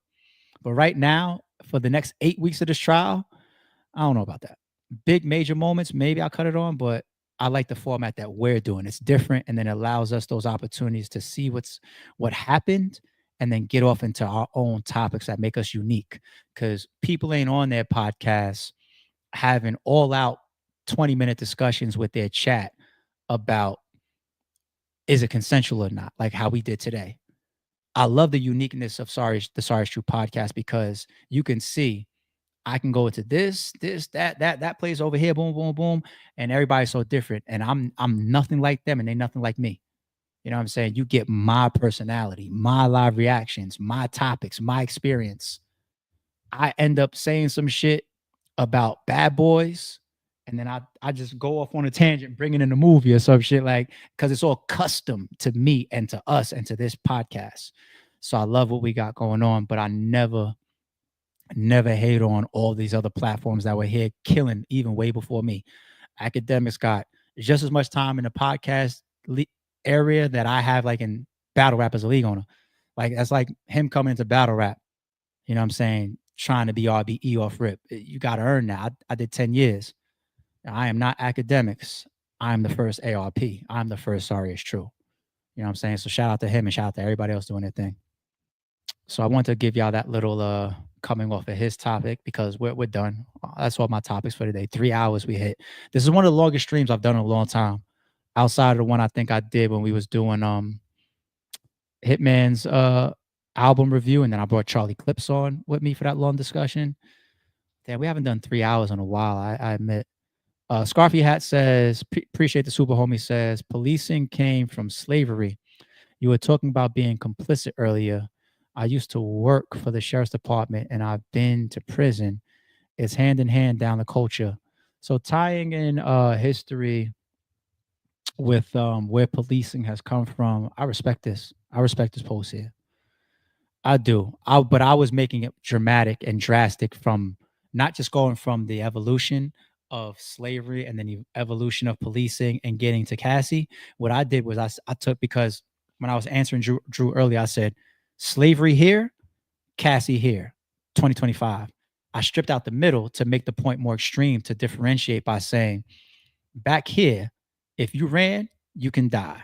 Right here, I don't think that I want to say that Cassie was in the same situation that we were in back in those fields, back in time. I don't want to do that. I actually feel like that's almost disrespecting the limited amount of choice that slaves had, to almost equate it to the type of choices that Cassie may have had. I actually think that might be disrespectful. I'm not willing to do that. I'm not willing to say that Cassie had a similar range of choices that slaves had, that limited of choices. I can't do that. I can't do that. I mean, hell, she's away from him right now. She broke it off with him now, right? And moved on and got another kid, right? And he started texting her, man, I hope that you're doing good. He texted her when she was pregnant. Congratulations. Ain't no fucking slave getting no text message, no text back then, but no text message from this slave owner. Hey, I'm happy you got away and you made it to a better plantation. Was that a crazy analogy for you? Nah, I'm not doing that. I can't. I do respect Drew's point. I do respect your point here too, but I just got a different angle to it. Thank you, Barry. I appreciate that. You can see there's no one like ARP. I appreciate that. Yeah, I'm so unfiltered. I'm so doesn't mean I can't be up here for y'all 3 hours talking if I'm replicating somebody. I don't got no script in front of me. I don't got no notes. I would pan the room, but then y'all would see a lot of shit. Y'all would see the Astro Glide and the fucking baby oil. Now, what y'all really see is like my CD collection over there. Jay DM'd me about that. She asked me, she was like, "Are you the guy that had them flip books back in?" I said, "No, I like my CDs out like a collection, like furniture. I got wall units on my CDs, wall units on my DVDs. I got a bunch of posters out." I'll tell you real quick, last quick exclusive before I get out of here. I'll tell you some of the posters that's on the wall and some of the stuff that's on the wall in this particular room. I got a poster right here of The Wire. It's got Marlowe's team only, right? Underneath that, I got the Max Out 3 signed poster. Everybody that signed it. You saw me give one of those. There's 3 of those in existence. I gave one to Gerald McCoy at Max Out 3 for sponsoring Arsenal versus B Magic. Okay, he sponsored that battle. And I'll just like I had a lot of respect for how he supported the battle rap culture. So I gave one to him live on the stream. You see that now that the full stream is out. I have one signed and hung up here, and I have one more, and I know who I'm going to give it to. Then beneath that, I got a magnet board. It's a board of the globe, the world, and I got a magnet on it, almost equating to every place that I've been. I might take a picture of it for y'all, but it's a lot of places that I've been and traveled and whatnot. Then I got a bunch of small pictures like the ones that's up behind me. I got a bunch of those on the floor. I got Menace, I got Hateful Eight, I got Predator, I got Goodfellas. I got John Wick, I got Heat, I got New Jack City, I got Bad Boys Part 1, I got Sin City. Then there's some more stuff behind me that you can't see off camera. I got these, I got a pair of these sneakers up here that I keep around me. I know I do pink a lot, right? So I got these Be Strong pink band commemorative special edition sneakers up here, right? I got these up here. See the band in the back, right? I got these up here with me, but you can't see them. They're off camera. They're out the frame.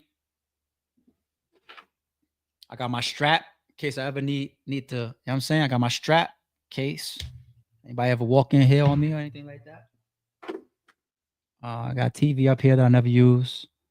Okay, over here, I got, because this side kind of matches like this side as far as like movie and then Max Out 3. This one has Usual Suspects, and it's a picture of them in the lineup when they was arrested. And underneath that, I got the signed Max Out 1. Now, my Max Out 1 is a 1 of 1 because my Max Out 1 is the only one that has Hitman, Avocado, and Knowledge from Hip Hop Is Real that signed it. And I got those 3 people to sign it when we did the Hitman versus Calico face-off before Max Out 2. Because I never had Holler the way he came into Max Out 1. I think we just never had an opportunity to catch up because I don't even know how they got Cassidy to sign that one.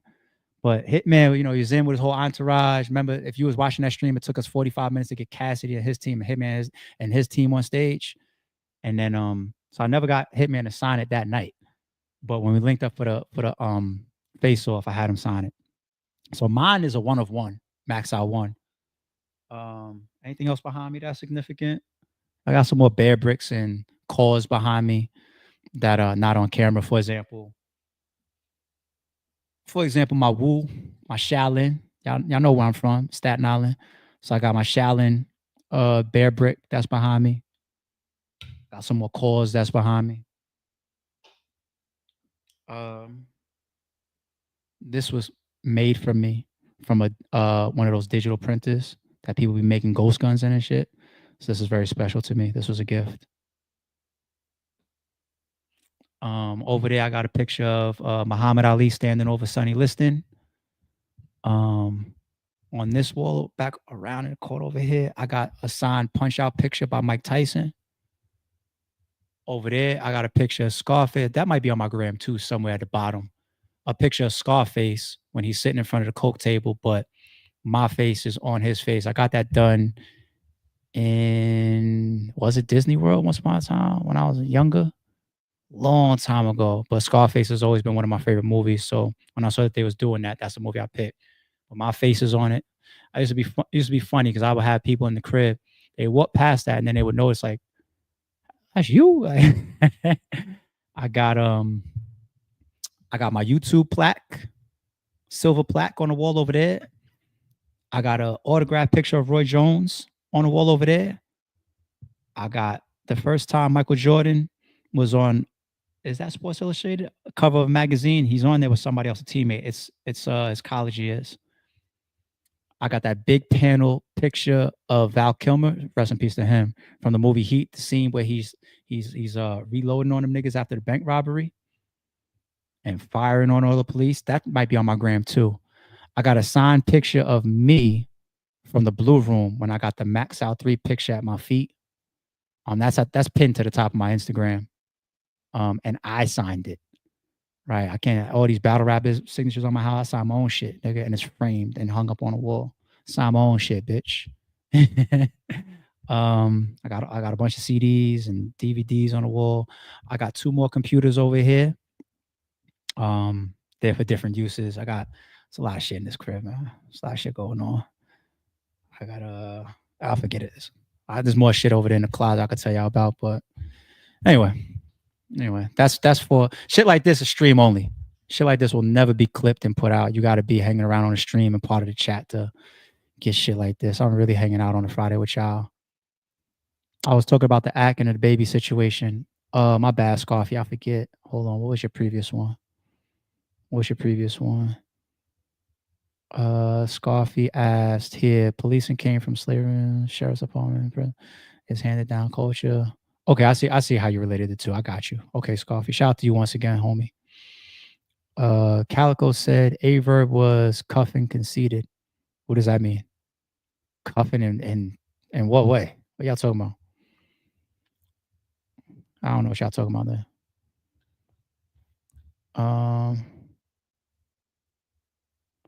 Indoor pool, outdoor pool moves. You want me to go Ray J mode on y'all? You see how crazy my reference is? It's just that fast. Jay, I pull up college, said indoor pool, outdoor pool. My mind goes to Ray J snapping on Fab. I'm crazy. Something's wrong with my mind. Yeah, rest in peace, Val Kilmer. Okay, Iceman, Top Gun. Yeah, that's my movie Heat. Y'all think I'm bullshit at all? Does anybody think I'm lying? Put in the chat one thing that I just said you want me to bring up on the stream, with the exception of the Val Kilmer shit. That's too big. Ask me, say the Scarface, the Max Outs. Say one. I'll bring it up on streams. Just say one thing. I think I'm bullshit. Say one thing. I'll bring it up. If y'all the fucking travel shit. Say what. I'll bring it up. I'll show y'all. I'll be making this shit up. Lie for what?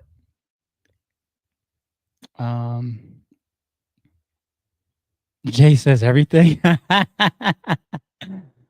Wire picture. Okay, so I'm not doing everything, Jay. Jay, you know I love you, but all right, wire picture. I got one vote for wire picture. All right, so that's one. I'll take two more, and then I'm getting off the stream. I know. I'm just having fun. Shout out to you. Tried it. I got one vote for the wire, so y'all can see what that actually looks like when I said a scene of Marlo's team. All right, so I got one vote for the wire. What else y'all want to see? Say hello to my little friend. All right, that's the second vote, the Scarface. One more vote I'll take. This is for y'all. This is how much I fuck with y'all. This is for y'all. I got one vote for the wire, and I'm gonna pull it off my wall and still hang it back up. So I got y'all. Thank you, Sassy. Sassy says your authenticity is why I watch you. So no, don't think you're lying. I know. I appreciate that, love. I was being sarcastic. So I got two votes for Scarface and one for the wire. Should I leave it there, or is there one more vote? One more vote coming in. I will do three. I don't mind doing three. And Jay went with Scarface too. Scarface says you firing up Call of Duty. So I just see the Scarface. What's this? You have to pull the video up of Cal talking. Hell no, because I don't know what it is. Shout out to Bron. Appreciate the super. I don't know what y'all talk about with Cal and Verb and Conceited right now. I'm not even in a battle rap mode. So I don't even know what they are. I don't know. All right, I'll grab the wire first. This is closer. Hold on.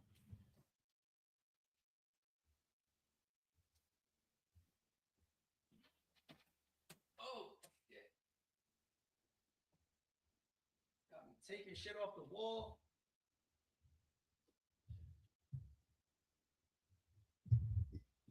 All right.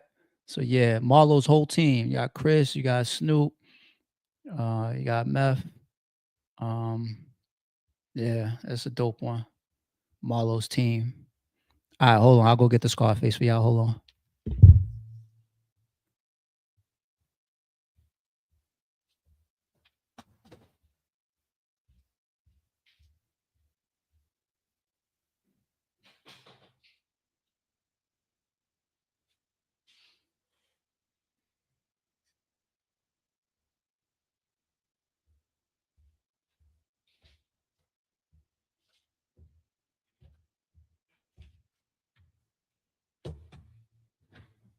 Now remember I told y'all how young I was, right? So no laughing. No laugh. There's no beard. You know what I'm saying? I was young. This was a long time ago. I meant it when I said it, all right? Oh.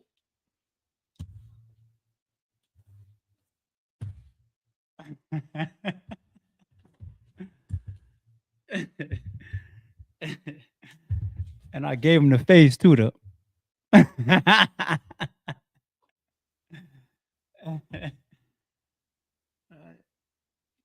Yes, it's traveled with me over the years, of course.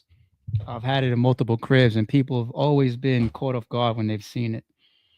Like, wait, double take. Scarface ain't black. What the fuck? Like, all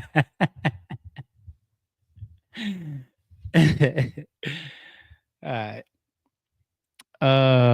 Like I said, laugh my ass off young. So I wasn't that. I was a young man. I wasn't in my teens or nothing.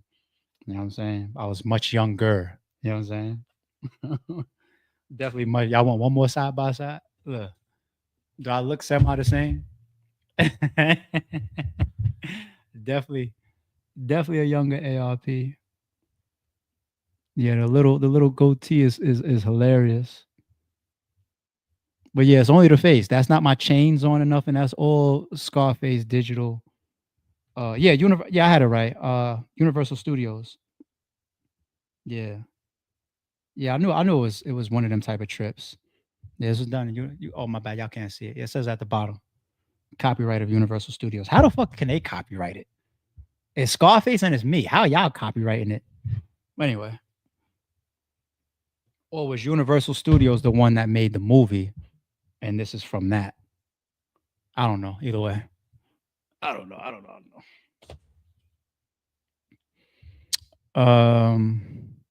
Yeah, young ARP is hilarious. That's blogger ARP. Oh, y'all laughing? Okay. Lux the Goat, salute homie, says Thanos voice. You could try to avoid covering this. I spoke. So if you rewind the stream all the way to the beginning, I had something to say. So please check that out. Trauma is inevitable. You can't run from it. Y'all look crazy.